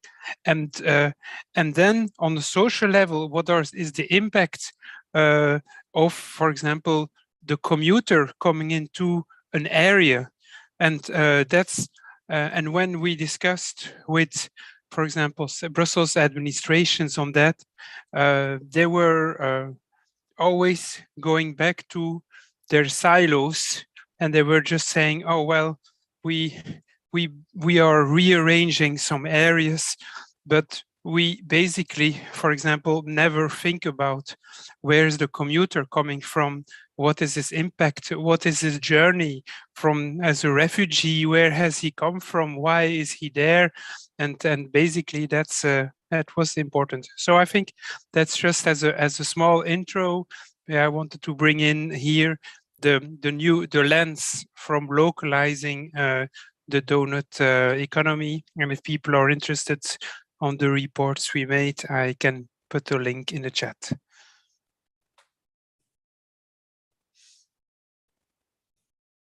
Sorry, I was saying thank you, Tanguy. I'm not sure if this is a bit of a segue here, and Lubna, please feel free to jump in. Dr. Georges, I'm also, there's a bit of a contrast here in some sense. If you look at it on the face of it, Tanguy, you've been trying to create smart cities with a lot of user empathy, and there's a lot of smarts that go into creating a smart city, and you shared some of those examples. And Dr. Georges, on the other hand, you've worked with the power of indigenous wisdom with communities that traditionally have been able to offer that kind of knowledge and expertise. How does one go about balancing this, the leverage of traditional wisdom versus the smarts of smart city in creating a more kinder place to live in a broader sense?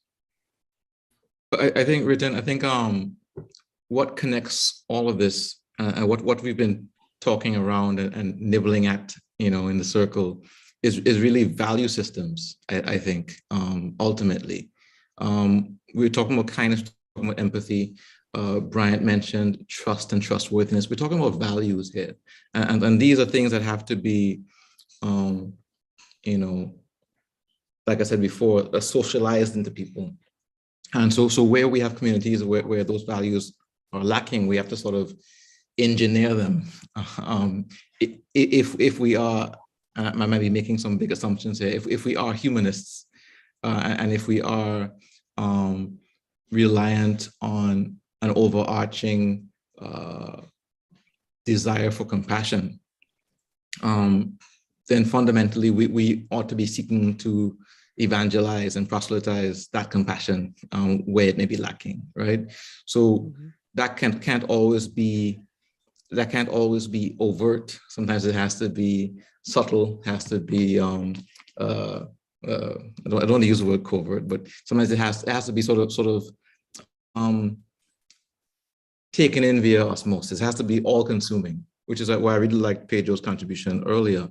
And I was really interested in what Tanguy was saying about some of the weaknesses in smart cities and some of the considerations that had not been made because it sort of had presupposed the quote-unquote native population for that smart city without necessarily considering who might be coming into it and what sorts of factors, values, perspectives, needs, etc., gifts those communities might be bringing with them. Yeah, so it's always out of scope, they say. Yeah. yeah. I think it's coming from the BVI where we have infrastructural issues and we don't have the capital to build or develop the physical society or the built society or the built environment that we would like. People have always had to have been, like I said before, adaptable and agile and resourceful. And so sometimes those values butt up against more modern values of order and structure and law, Bryant. So I'm just quite fascinated at kind of how we're coming to this conversation from a multitude of very different disciplines and very different experiences and different places and histories and contexts, but yet we all seem to be striving towards and reaching towards a very similar value, which is one of empathy at the end of the day. Yeah, maybe I can add on that. One of the basics of the smart city in Brussels is also the circularity, so we move away from purely extractive kind of economies or so on to something more kind, where we create these more circular economies, and two, also in the models, all the cooperative models are coming in the cities, in the centers. So now the recovery actually in Brussels is based on this kind of social models of cooperatives where the exchange between people and the value is more important than the shareholders. Appreciate, yeah. And I guess, I know there are different facets to this and we'll kind of keep moving around a bit, getting everyone's perspective. But if I could just stretch that a little bit, building on what Dr. Georges, yourself, and Tanguy has said, Bryant, at one level, I know you're very passionate about life skills, and especially in the context of the technology world, right? To be able to instill values in some sense and prepare people for life. They're very, very thin lines. Also, coming from the world of technology, I also believe that it is a progressive elaboration of the human mind, right? So, if I were to look at all the influences that Dr. Georges and Tanguy were talking about, and how it goes about molding you in terms of who you are, right? So how do you view this really from the life skills standpoint? What's the secret sauce, if there is any? Yeah, so I've been doing exercise with my students where they come up with all of the great technologies of the future and then all of the great technologies of various past ages to force them to think about what does technology actually mean?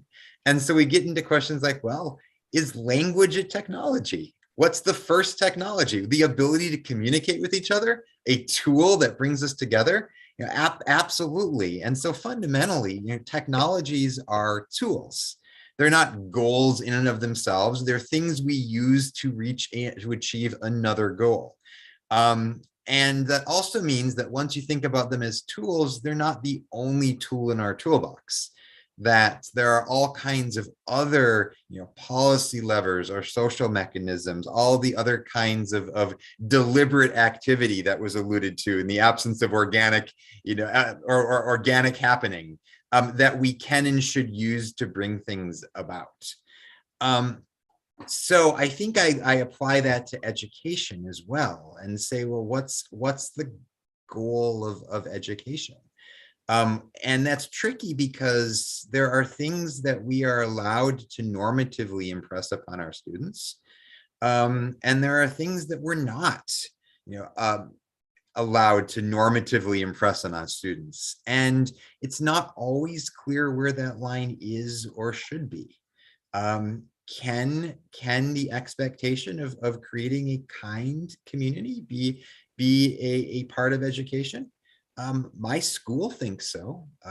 Other schools take the position that you have a creed, you have some sort of commitment you make, but it's not clear that's the only answer, particularly when notions of kindness have been incorrectly conflated with politeness in a way that's been used to disenfranchise people and disempower people. And so this is a real challenge that I think we face in education, and education is just a microcosm of larger society. Right. Yeah. Good one, Brian. Yeah. So maybe just leveraging this. Switching gears a bit. Angelo, I know we're not able to get you on video, but I hope you can hear us. You've of course done quite a bit in terms of studying and model development in the area of seeing what is needed to facilitate standards for addressing implications and consequences to human rights and dignity, and very fascinating. What's your take on what we are talking about right now? What are some of your perspectives, if you may? Well, thank you for having me here. And I also have to send a thanks to Lubna, who we find a partnership in terms of being able to argue different points and always being able to keep civil, but arguing our points even late into the evenings. And Bryant, who's usually just on the other side of campus from me, is I don't know how he got to Sweden without me carrying his bags. But yeah, I come from a different starting point from most, but I end up in the same location. Is after doing research and development of what used to be called automation and is now smart cities and smart buildings, all the way back to the 60s. Over all that period of my career is found that very early on that there was so much power in the development of these technologies that it had to be developed ethically, that it had to be used responsibly. And so that still carried throughout my career. After retiring and being an executive in several different companies and a research engineer in companies from multinationals to several small startups, retired, but I found I still needed to do things. I still had work that was unfinished. And so re-entered academia at the University of South Carolina to study on how to develop systems based on nature-inspired models. And the reason I chose that is Nature provides a rich laboratory of examples of how to succeed and how to fail, and how to develop resilient systems. And if we can learn from nature on how to do that, is part of my philosophy is that you can't have a kind world unless the society is stable and resilient. Because if it's not stable and not resilient, there are going to be different stratas of citizenships, of classes of people. And once you have more than one class of citizen, you have an inherently unstable society. It will collapse at some point because of the inequities. So how do we develop the new societies, the new cities that we're going to develop using the technology of smart cities? And part of that is the current paradigm that's used, the status quo, is that the technology is typically developed to provide means for city administrators to make their jobs easier. Not necessarily to make lives of the inhabitants easier, even though that is the promise. That is the promise of the smart city. But we still haven't really attained how to do that. Once we attain, how do we make the smart cities provide a lifestyle for people that allows them to completely and fully have a human existence that provides full contentment? That's when we will have succeeded. And that's when the smart cities will be a kinder human place to be. So it's sort of like our laboratory experiment of how do we get to kind human? It's to build smart cities that are inherently respectful of human rights and provides a balance from the perspective of the resident, rather than the city administrators and the developers of the technology. And I would contend that a system, the same exact systems, if they were designed from the perspective that the primary stakeholder was the resident and not the city administrators that control the contracts, we would have very different ways that the systems would interface to the residents. Amen to that. They were always labeling the money as I say, it's like a game of tennis, you and so eye on the ball, you play a good game, and we've been labeling the ball as the money as the ball and the tennis racket as the quality of life. And I would even contend that smart cities is such a transformative technology, more so than any other technology, even the printing press, nuclear energy, all the others, because it actually changes the way people live. It could be the worst dystopian dark future, or it could be a real utopia. It'll probably be something in between, but that's something that we're going to have to try to control. And we first have to respect the people that live there. Angelo, they have to be decision makers on how the city is smart. That's right. Well, I mean, Tange, we know you and I sometimes talk about all this, often talk about the polarization and how we could use that. And then you know me, I worry about, as much as I love technology, I'm a total geek, and my daughter had the first Oculus before it even went on the market. But how do we address that? And and what role do you think? I'd love for you to share a little bit on that. Before I go quiet, is if you could just activate my video so it becomes part of the screen rather than up in the gallery. Yes, it actually shows. Absolutely, I would love that, except that I'm glad you said it out loud, because I have zero control. There we go. I'm just one of us. There we go. As it basically Thank you, sir. Thank you, Shay, and everybody in the it's basically one picture of what I was discussing is we have to have that balance, and it has to be in favor of the resident. Yeah, absolutely. Sorry, thanks, Angelo. Lubna, you had a question for Tange about yes, about kindness. Yes, well, polarization. Polarization. No, you're right, and actually we have to care about this polarization, because this polarization probably is coming from the own technology that we have introduced.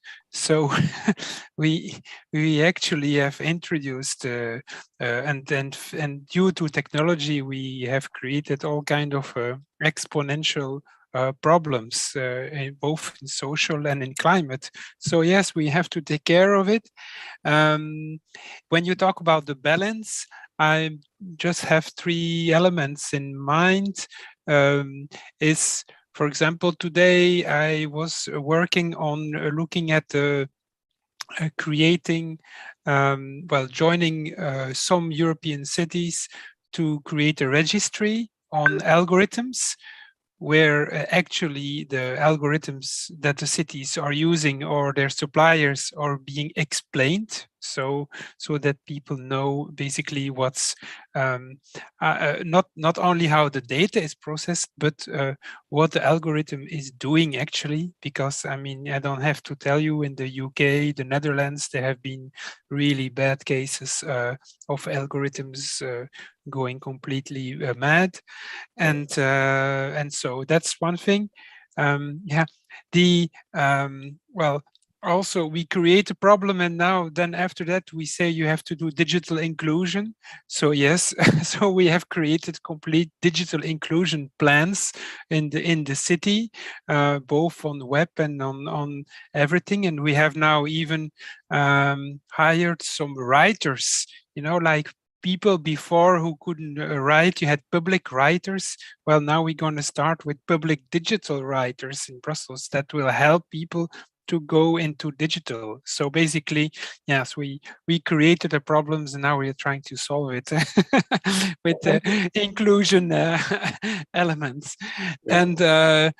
And the third thing just escapes my mind now, so it's gonna come back. So I'm giving you back, written the No, thanks, in fact, I know Michael's waiting, and that brings us to another aspect of our conversation, which is waste.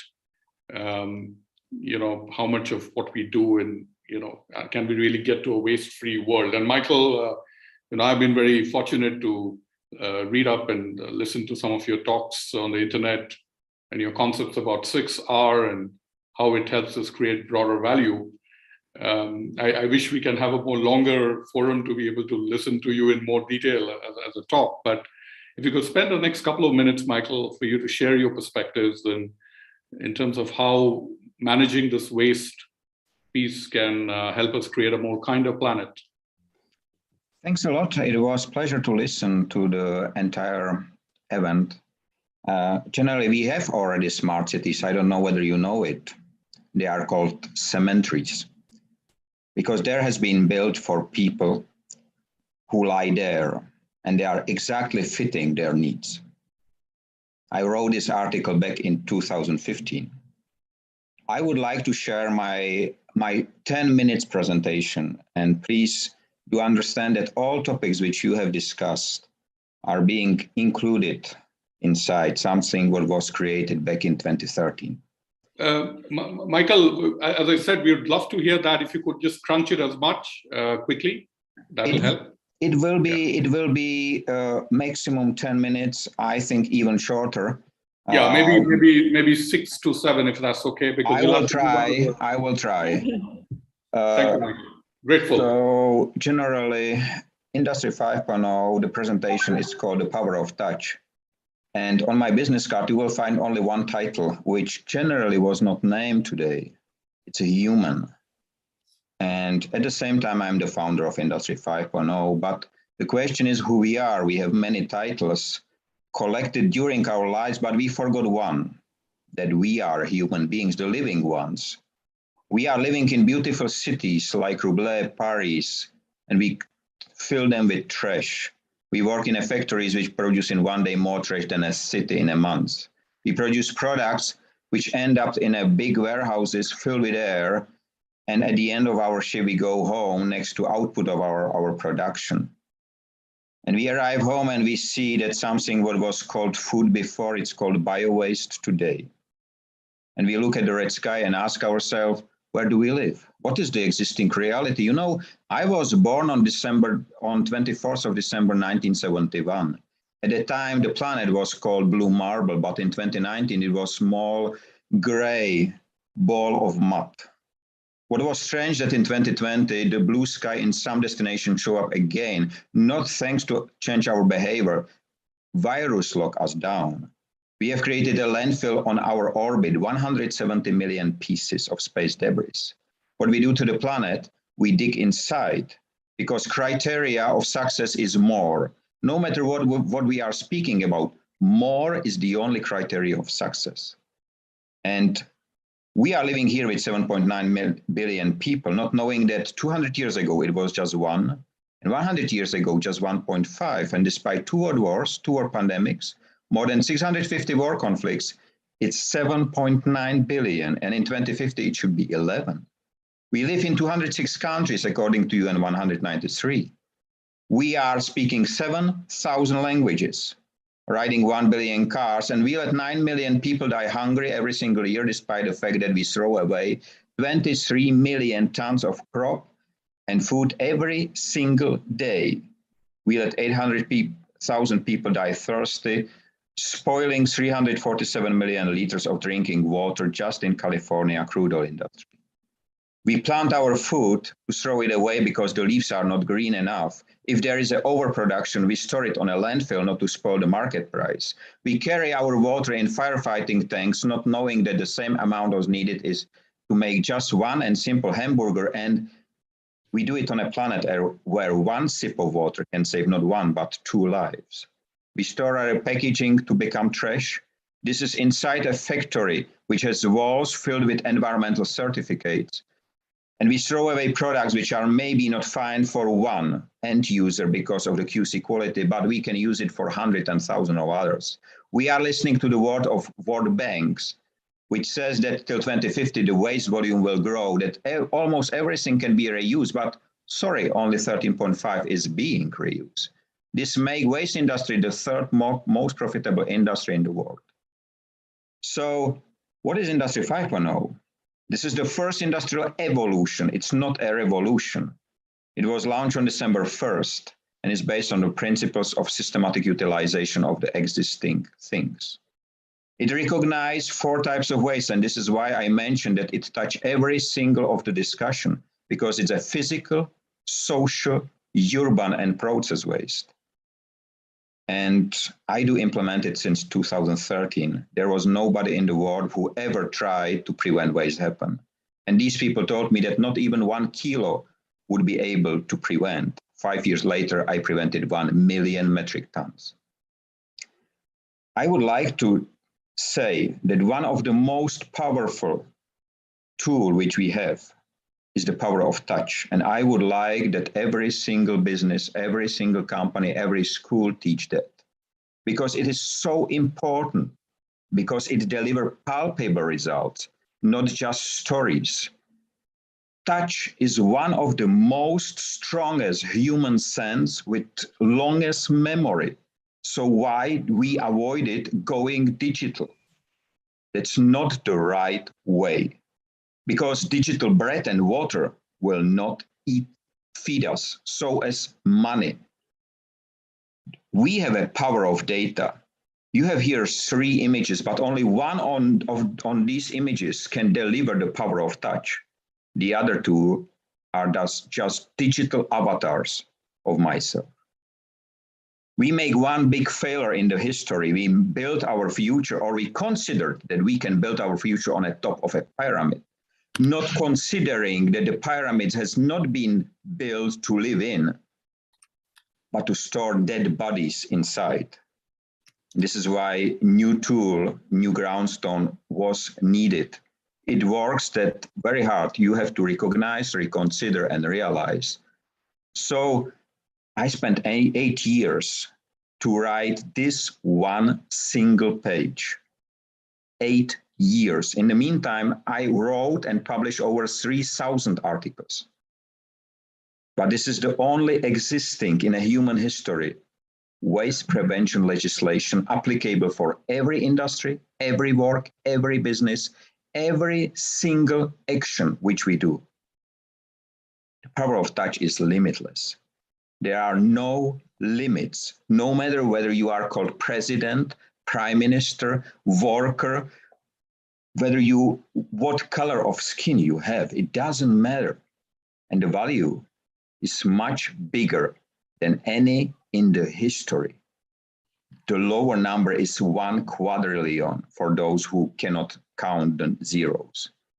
Michael, I'm sorry to jump in. This is so fascinating, but this is the end.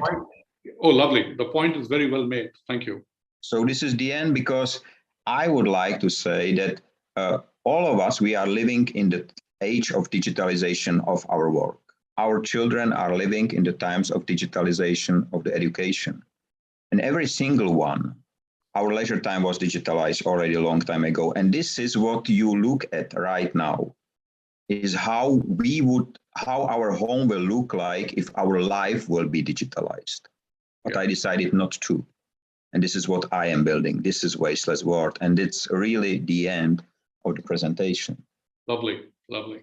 So sorry for that. No, thanks for it has to be shown. No, it's wonderful. Thank you. No, do not say that. Sorry, that would just, no, you have a lot of insight, and it was important that people hear it. And I hope that we will do more things that will empower people to turn waste into useful products, and to redirect our thinking again of how we utilize things and where do we place value.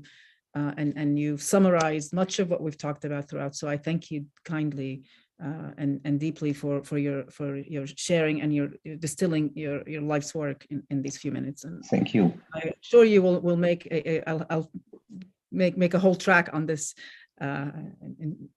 Thank you. So thank you. Grateful. Well, I guess we are pretty much on the hour. If anybody has any closing comments, happy to pick up. Otherwise, I'd just like to thank all of us here before I hand it back to Busi. All right. So thank you, Michael. Thank you, Lubna, Tange, Bryant, Dr. Georges, and Angelo. Thank you so much. Back to Busi. Awesome. Thank you so much. I mean, all these insightful conversations, mind triggering conversations. I mean, and just seeing people I've just been reflecting on what hit us 2 years ago, thinking how we are coming out of COVID and all the resets, all the pivoting, and getting in touch with who we are as people, So it's, when I hear all these conversations, it's really heartwarming. And so without further ado, I would like to please ignore the lawn being cut.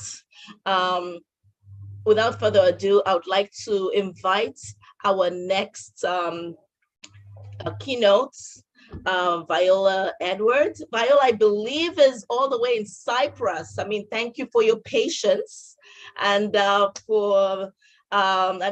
must be around 10 o'clock your time, but yeah, but you still look fabulous. I'm young, I'm just 63.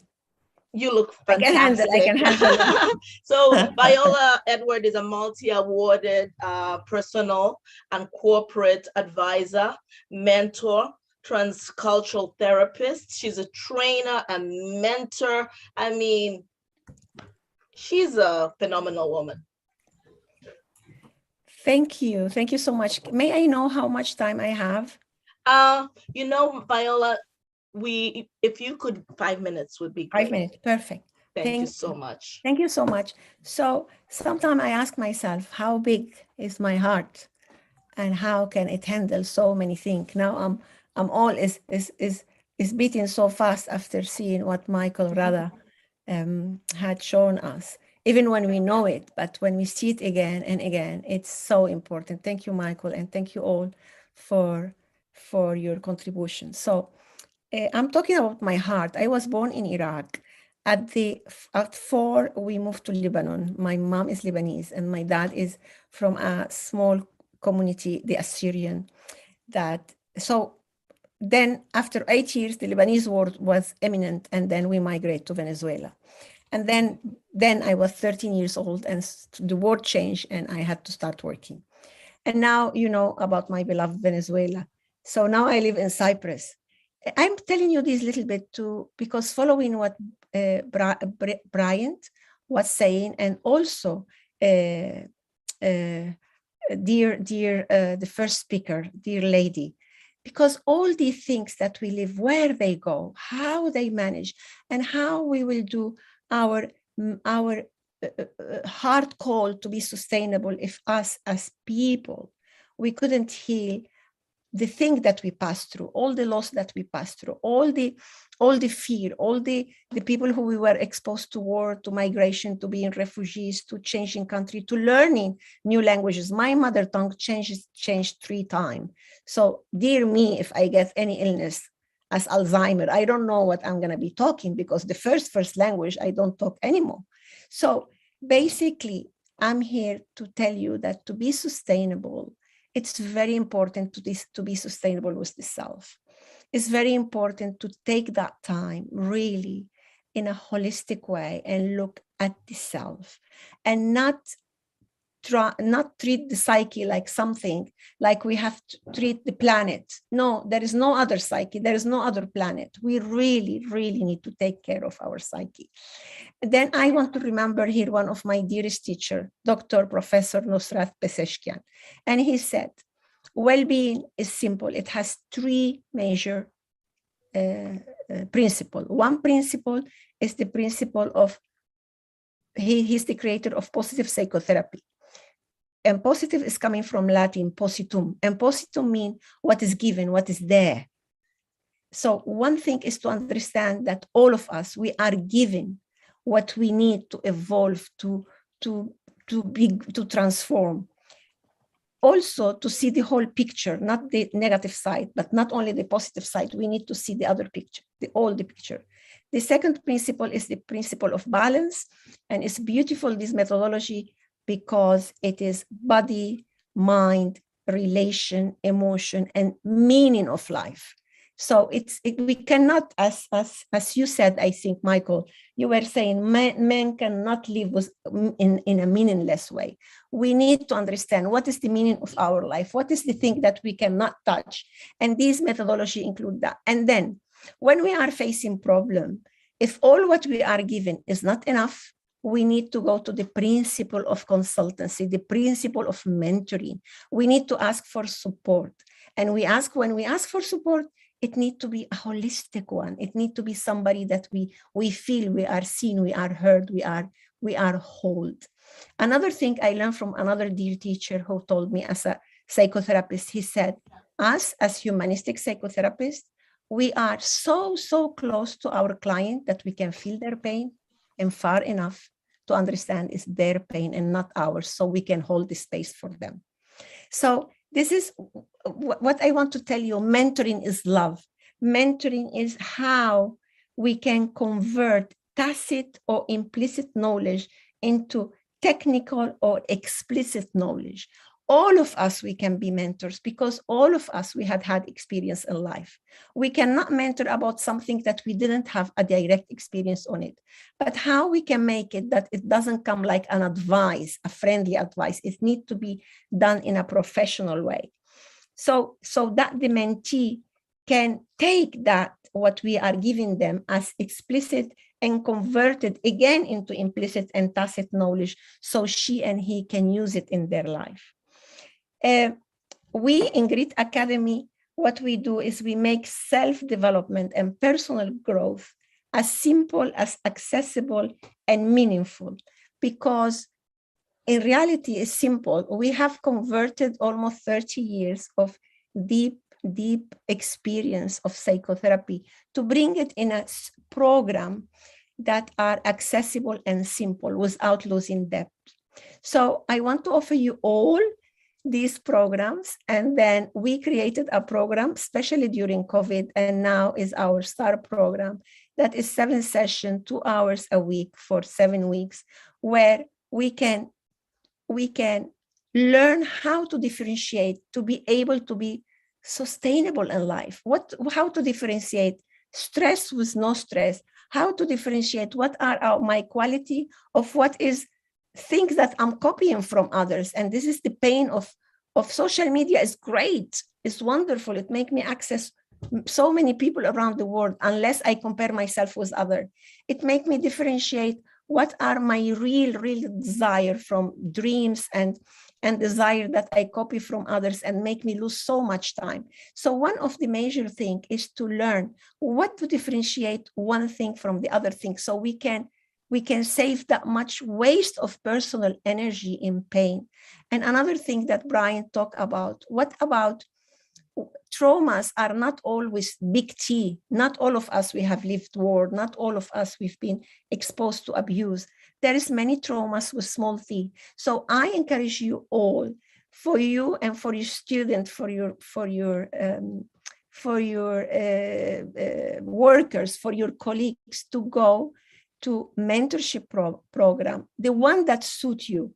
This is the way how we met with Ermina Joni, because this is what she's delivering, mentorship program for certain part of the population. So all of us, we can go. And here I am representing also Red Global de Mentores, the global network of mentors, that I want to tell you a little bit about that, and I will close, okay? Because I need to honor these people that is a unifying body of concepts around the scientific field of the mentoring discipline. Our mission is to serve the global mentoring community, advancing and developing the scientific scope of the discipline of mentoring, the scope of the profession, the professional practice of mentoring. The vision is to foster the conscious spiritual development and evolution of humanity by developing the coherence, efficiency, and legitimacy of the discipline of mentoring through the professional behavior of mentor and ethic professional behavior of mentor. So I think my 5 minutes gone. So I'm at your service at the Grit Academy. As I told you before, I become 63 and 50 years of working in different countries. And I work in Spanish, English, and sometimes I dare to do it in Arabic. You look amazing. That's why you can confidently say it. I'm here at your service, and I'm so thankful to you, Lubna, for creating all this. And thank you, Busi, for this beautiful moderation. Thank you. Thank Gracias. you so much. Gracias. You know, and how do they say it in servicio? Mucho gusto. Oh, wonderful. I mean, you know, it just gets, when you think you've heard it, you hear something amazing. I mean, all you speakers have been phenomenal. And I see our last and final panel is on. I see some recognizable faces. And it's always amazing to be in the room with greatness, you know. Our last panel is mentoring the next generation, the kind human approach. And we've had Viola is still going to join this panel, and then is Anthony on or no? But where's Laura? Okay. Laura, yes, we have Laura, who's the founder of Laura Giadoro Coach, and then we have my dear friend Hermina Johnny, who is an innovative business leader with experience leading global initiatives, and she has worked in the UN system and now is the founder of Aspire, a Termis Foundation, Inc., and she comes from the UN, she has a UN background. Yes, so, and of course we have our host, Lubna Dejani, who continues to be a trailblazer. And is Shay going to join us on this panel? Yeah, I will. Fantastic. Wonderful. Get you down here on the. Yeah, I just wonder if Laura, I don't know if it's possible to add your video, even if you're walking your dog. Laura. I'm right here in my office, but the video is not. I mean, it was suddenly went off, but I'm here. It's always been on from my end. I don't know if you can put it on your side. I'm gonna try to turn off my. No, if you turn off your audio, then we can't hear you. But if you turn off your video and try to turn it back on, maybe it works again. Shay, how do you stay looking so perfect the whole time? I'm sorry? I said, how do you stay looking so perfect the whole time? Yes, I know.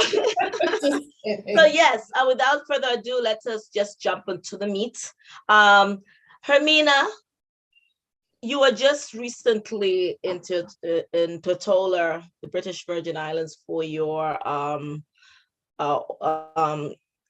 foundation's event with the government of the British Virgin Islands. And as a mentor, what's your take on the great resignation globally and the advice you'd give people in need for mentorship who have lost morale, especially during the time of remote work and as we try to get back, as the world is opening up again? Finding our sea legs, I'd say, just coming from somewhere surrounded by sea. I don't categorize myself as a mentor. Like Michael said, I'm just a human being existing in this world, and I understand people and circumstances. We've all experienced different things in our lives, and we adapt and change and move through spaces in that way. I think I've always been a giver. And I love people, a people person, and I just love learning new things. So I'm a student of history and of people as well. Just coming from the British Virgin Islands, we did, for some of you that don't know me, I'm the founder of the Aspire Artemis Foundation, which is basically a foundation laser focused on building the competencies of disadvantaged groups. And that's generally disadvantaged groups from across the world, whomever they are, and providing a form of empowerment. So I say we highlight the achievements of change makers as a catalyst towards inspiring future leaders. So we're all future leaders in the end, and my foundation focuses on empowerment, education, and capacity development. We've recently been working on a STEAM program, which basically means the incorporation of arts and culture into the typical STEM curriculum to spur out of the box thinking and bring us back to our natural creativity that exists within us, and tapping into our inner resources to shine and be the people that we were meant to be, and unlearn the things that we have been taught, and just giving our gifts and our power to the world. So in the British Virgin Islands, we worked with a number of partners from across the globe, schools, multiple stakeholders. So we work through a cross-sectoral approach, and it's very holistic and inclusive of all people, and we try to bring access to opportunities for those groups that normally don't have access to them. So we were working with Microsoft, the UN, some other partners, stakeholders on the ground, local stakeholders. And we do, I'd like to say a holistic approach, because we work with heads of state, royalty, down to the local fishermen, to whatever organization that works, every human being on the planet, to kind of allow people to get access to opportunity. And I think it was fascinating to learn not only from the leaders that were present, but also the young leaders in the room, the aspiring leaders themselves, who are just really trying to find their way in a world in which we were told we're supposed to be educated in a specific way. So it's just reinventing the education system so that it's inclusive, impactful, and really delivers value for everyone involved. I just talked a lot at you and I said a lot, so I'm just going to circle back and allow you to ask other questions to other people. No, you didn't I talk a lot. You spoke what was relevant, and you know what? It's always good to listen to what people have to say, and your input is valuable for this conversation, and I think it's not by accident you're here. It's just to energize everybody as well. And yes, that takes me to Shay. Shay, you lived in Long Island. You moved to Holland. Most times people move to the US, but it's also we are seeing people move out of the US. And you have an organization. And so how do you mentor your employed, and how do you mentor unemployed foreigners at Empowerment Foundation? Thank you, Bussy. This is actually near and dear to my heart, because being unemployed can be such a stigma. And you can start to feel like you are not worthy, that you've done something wrong, and that you're misunderstood. So one of the things that we first focus on is to remind people that they are okay.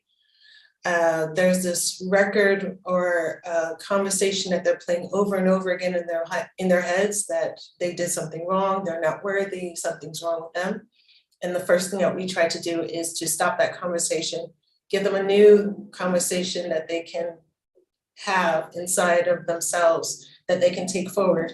And honestly, we remind them to be kind to themselves, because that's where it starts. If they want to get back to work, they have to accept that they are human and that things happen, and it's not always about them, or it's not anything that they did. That's really, it really starts with yourself. And getting over any imposter syndromes or limiting beliefs, so you can move forward. Wonderful. And what brought you and Lubna together? I just like that. It was totally by accident. Cohesion. There's a gentleman called Guillaume who has a platform called Valley Date Venture Partners. And I'm looking to bring more female accelerators into the scale-up scene. And it just so happened that Guillaume had myself and Lubna on a panel. And the first thing I said was, I'm from New York. And she was like, me too. And we did all this, and we're excited. Yeah, and I was in Belgium at the time.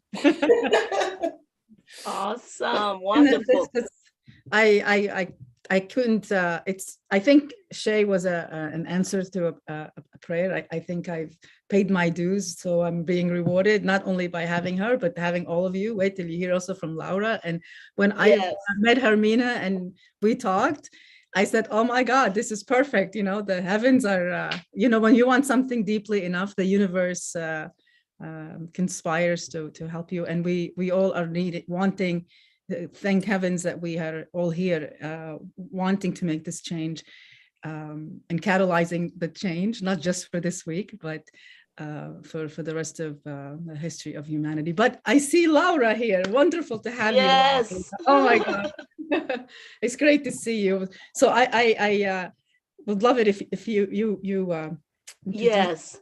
Laura, welcome.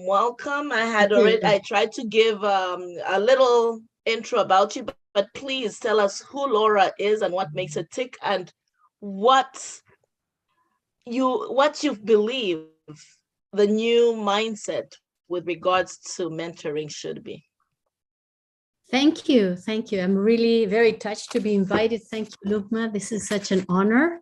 And let's start with the very basics of why I was invited, because I truly find the words are very important. So transforming humankind to kind human is brilliant, because that's how people work. Their brains are made, when people say something that really matches, people light up. But why is that? It's because our brains have been, we are wired for kindness. Neuroscience says that we are wired this. Whenever they did studies for the last 100 years, and especially in 2012, there's been an incredible long research by Harvard professors that showed that whenever you act in kindness or caring of others, your most important part lights up. So basically, it's not about greed, selfishness, and doing all these things that have driven economics up to now into the world we are in. in this world of a major climate crisis and inequality. I think that if we go back to the essence of what we humans are, is we're kind humans. And when you ask, when 50 years ago, they asked anthropologist Margaret Mead, when was a civilization started? She said it started when the femur bone, that is the biggest bone of our body, was cured by others. So because if you're in the wilderness, you cannot survive if you're not cared by others. So basically, I really support deeply what Rian says, that it's so important to focus on economics, because the economics is what brings us forward. So what is it that we are valuing and we are visibilizing? So I truly believe through our organization that are Women for Solutions, that we need to visibilize and make valuable the care of the environment and the care of the work of care. Because if we don't care for people, we are not focusing on what is our human nature most important, and we are not focused on what matters to humans. And so going back to, I mean, there's so much valuable discussions today that I could pinpoint, but I agree with many. But what we do at Women for Solutions, just to show where we contribute in action, because that's what key is in moving forward towards a more equal and less climate change problems, is at Women for Solutions, we bring about courses or education on gender parity and towards a caring economy. We have already in the last 4 years trained more than 3,000 women and men in courses that are at, between 12 and 17 weeks long of 2 hours a week, because we believe that if we are going to teach, we need to be together with these women and men for many hours, so that we can really instill what is changes and what important is to do things that are daily actions of change and responsibility, not only in actions towards you, to improve yourself, to improve what you do, what you buy, what you're doing in the world. So, and then we also create certifications on conflict resolutions, because we believe that one of the biggest problems our humanity has is that we do not know how to deal with conflict. And so we believe that this is a key element for our world. Okay, so on that, I just want to be brief. I know we are beyond our time, but thank you for inviting me. Awesome. Thank you so much. I appreciate you, Laura, for that. Your inputs and your remarks, you know, just having conversations that are invigorating, you know. And yeah, so Laura, based on, sorry, Laura, Viola, I wanted to ask Viola, based on what you've heard from the conversations, that is Hermina, as well as Laura and Shay, how does that appeal to your heart? You're on mute. Viola, you're on mute. Sorry, I missed you, Busy. Busy, can you please repeat? I for yes, one I second. said as a mentor and someone who's dealing with cross cultures and with mentorship, based on what these amazing ladies have shared. What is your take on how we can be more cognizant of other people's cultures when we are mentoring? Yeah, well, it's very important. I think all she and Ermina and Laura and Lubna and all the people. I mean, I know some of you closely and some others recently.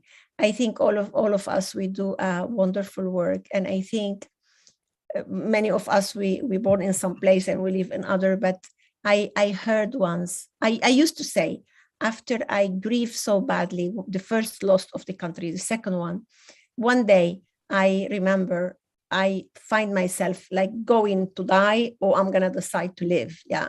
And when I decide to get out of addiction and all that story. And I remember I start saying, we can take our origin wherever we go and we can make it bigger, because at the end, where I am from, we are from where home is, isn't it? And one day I find that book called Origin from Amin Maalouf.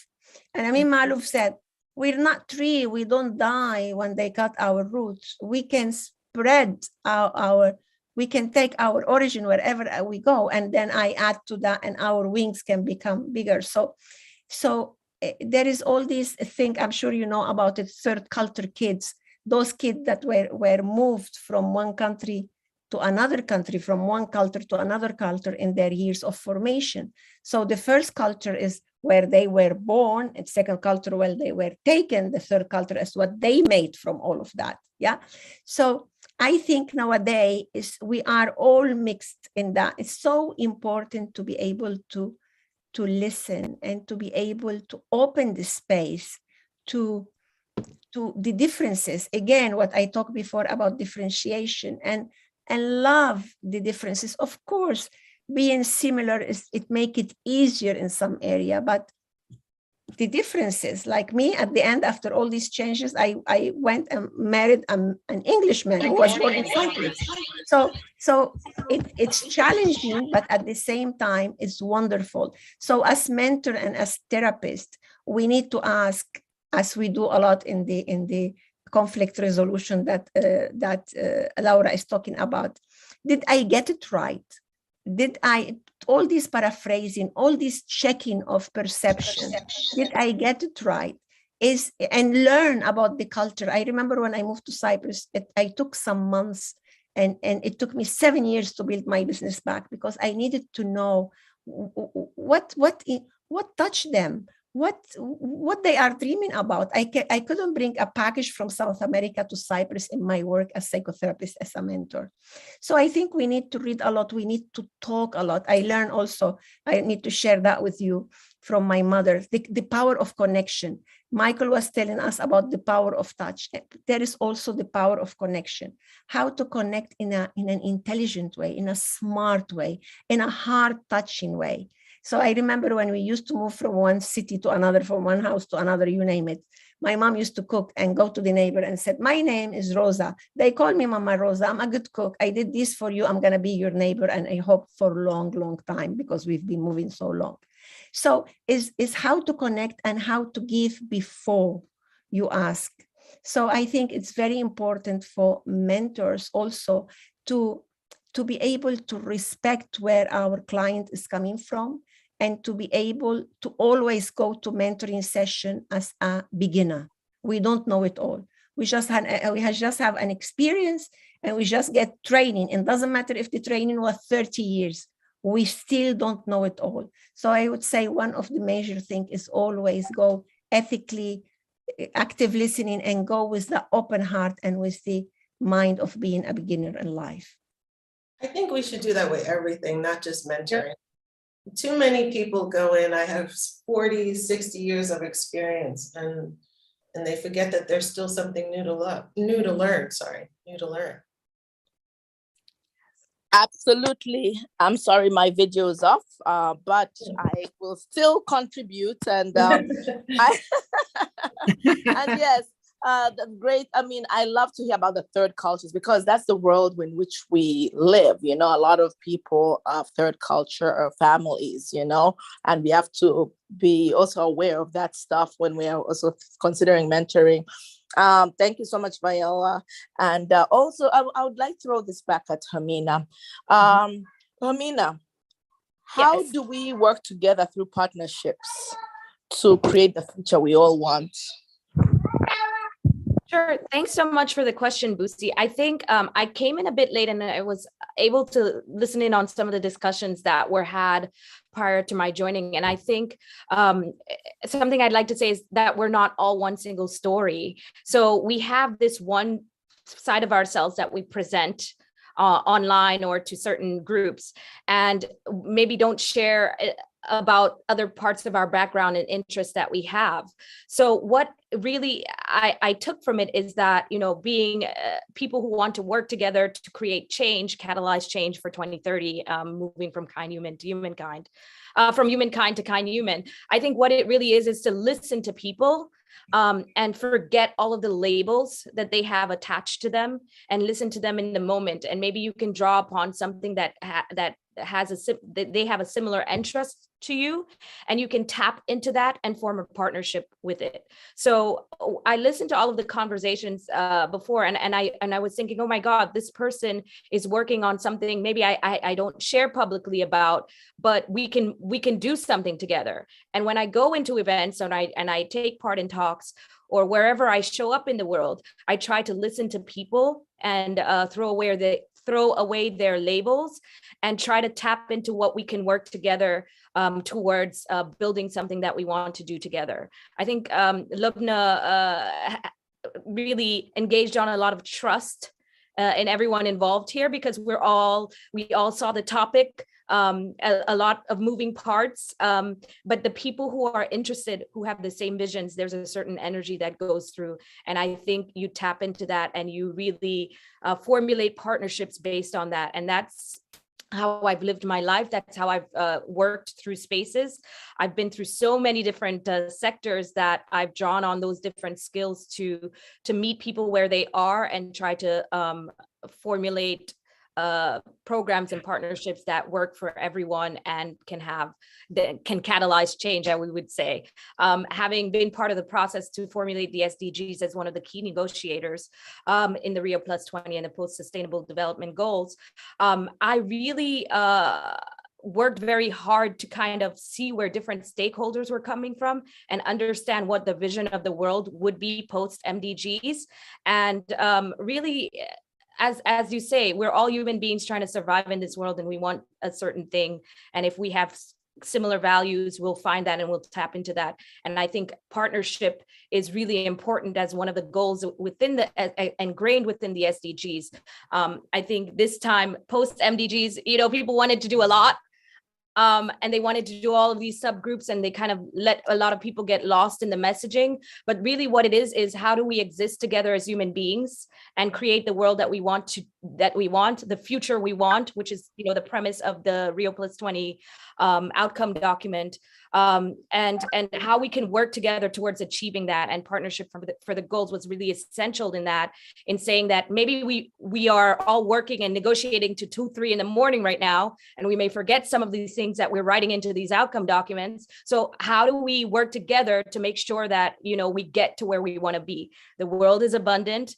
How do we not create waste? How do we work through collective action and partnerships? And how do we prevent duplication of efforts and really say, well, maybe this person may have the resources and they don't have the capacity. Maybe this organization is working for kids and we're working on food. How do we work on programs for kids with food and impact more countries together, for example? But it's just basically working together towards a future that we all want, in which we don't want to see waste, poverty, and decimation of our planet and people. So I think partnership is incredibly important, and leveraging on the strengths and weaknesses of people, noting the strengths that exist within us, noting our own weaknesses, and really working together through wanting collective action and wanting a future where everyone thrives. I said a lot again, and I'm sorry. It's always. Oh, that's fantastic. I mean, and yes, we have clearly seen Lubna is all about partnerships and synergies, and yeah, I mean, and that's whole, you know, like winning people and how to influence people, you know, but with from a nice place, not from a thing of she wants to transform lives. And I find that really fascinating. And Lubna and Shay, I would like to bring this back to you to give, as you give your closing remarks. What's the takeaway from this, as well as what's the call for action or call to action?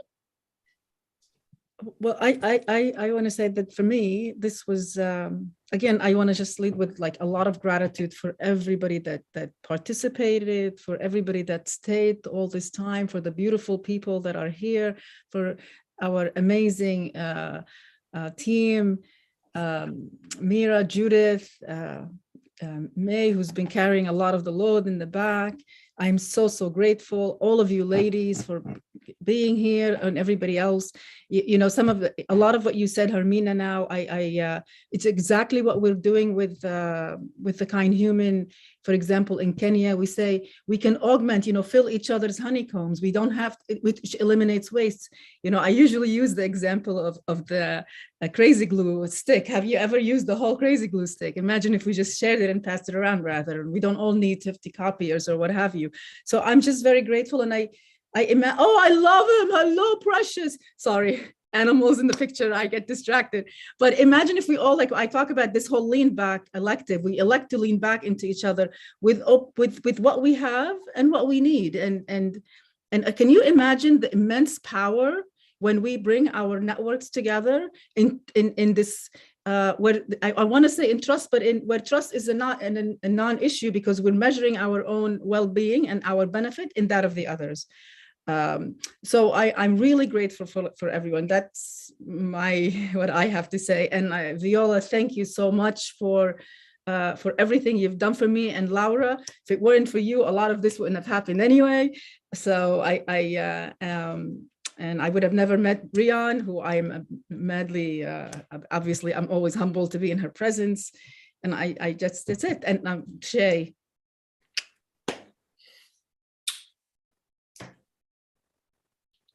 Thank you. Thank you all. Thank you, everyone.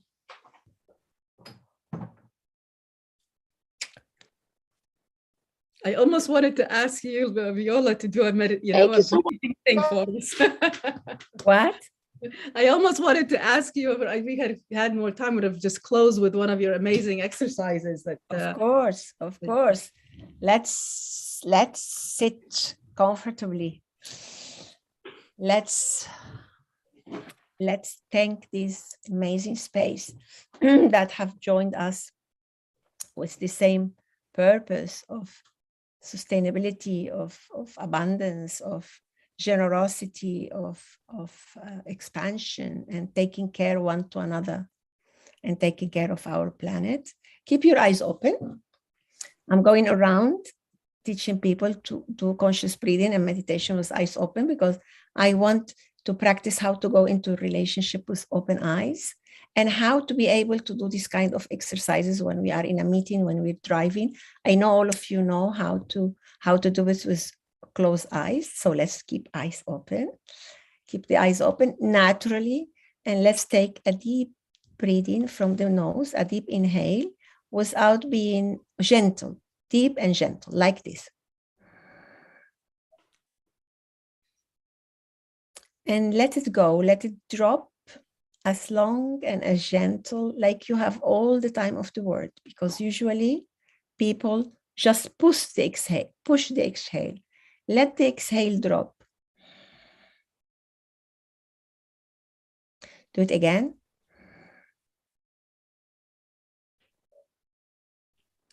Exhale. For this exercise, just use the nose, keep your eyes open, and let's do an exercise now that we do a lot when we are frustrated, upset, obfuscated, or how you call it, and we call it 20 conscious connected breathing, and we do it instead of counting to 10, breathe to 20. So this exercise, you do 4 short breaths from the upper chest, and the 5th is a long one that you do as we just did. And we do 4 sets of that. Shall we do it together? And I count for you. Keep your eyes open. That's the challenge now. Okay. So we do short breaths.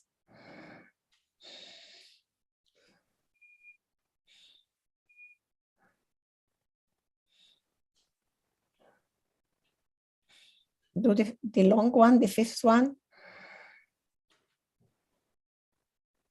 And let it drop gently.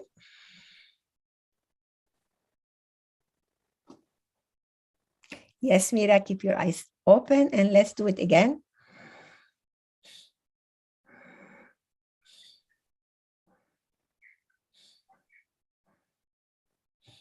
Long one.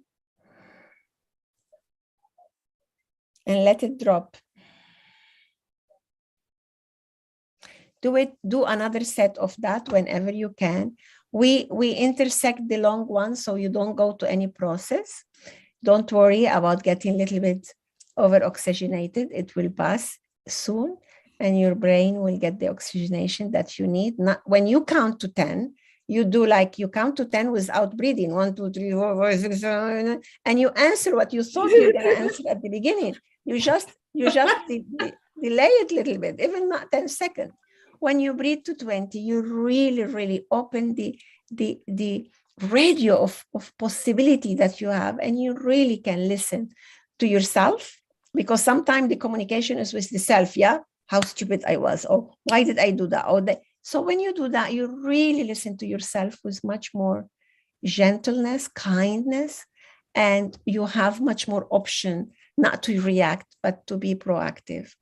I think kindness, really, one of the great work we do in psychotherapy and in mentoring is to learn how to be kind to the self. And from there, how to live in a conscious relationship where I'm kind with the other one. I remember when I started living with Michael, sometime I will go to him and said, sorry. And he said, why? I said, because I answer you badly in that thing. He said, I didn't notice. I said, I noticed. Yeah, it's because at the end, in relationship between partner and between loving partner, it's like I want for him or for her exactly what I want for myself. So the sense of justice and sustainability start with the self, start at home, start with my partner, in this case, my sister, always my alliance. Like me and Ermina, we had such an intense time 2 weeks ago. And it was how, in this stress, how I could hold the space for her. And she, every other day, she sent me another text saying kindly, thank you so much for your support, you know, and it, for me, it was my duty. Yeah, this is my duty. So Ermina, I say it here publicly, you've been doing great work, and it was my duty to hold the space for you that day. That day that I had to do many 20 connected breathing, because after I was so engaged, I had an electricity cut and my telephone didn't work, and I couldn't do my talk in her event that I've been there, you know. So there is so many situations in life with that we need that. So I hug you with my heart, and I thank you dearly, Lubna, for this enormous effort that you did in just a week time to put us all together from around the world. Love you dearly and wish you the best. And you know, you count on me. And all of you that I met today, well, you're in my life now in a beautiful breath of connectedness.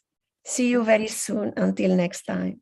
Thank you. Bye. And again, Busi, thank you so much. Thank you, everyone. Thank you, everyone, for tonight. Thank you so much. I appreciate you all. And yes, this has been heartwarming. You won't believe it. I'm doing my other job, being mom, taking a child to physical therapy, but you on Bluetooth. So that talks about, you know what, the dedication that you hear my little one saying it's my mommy. So yes, but I just wanted to say from the bottom of my heart, thank you for this platform and congratulations on this event. And I'm sure this is just the beginning of ongoing conversations. And I would like to thank the audience and everyone for participating in this event. And back to you, Lubna and Shay. Okay, I'm just going to close it out now. It's already way longer. Adios, ma salama. Enjoy your evening, morning, afternoons, wherever you are in your day. Bye. Thank you. Bye-bye. Thank you.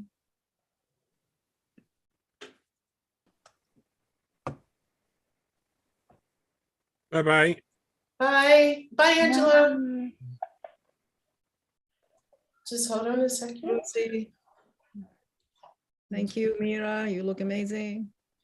Judith, Shay, May, everybody else. Everybody. Thank you.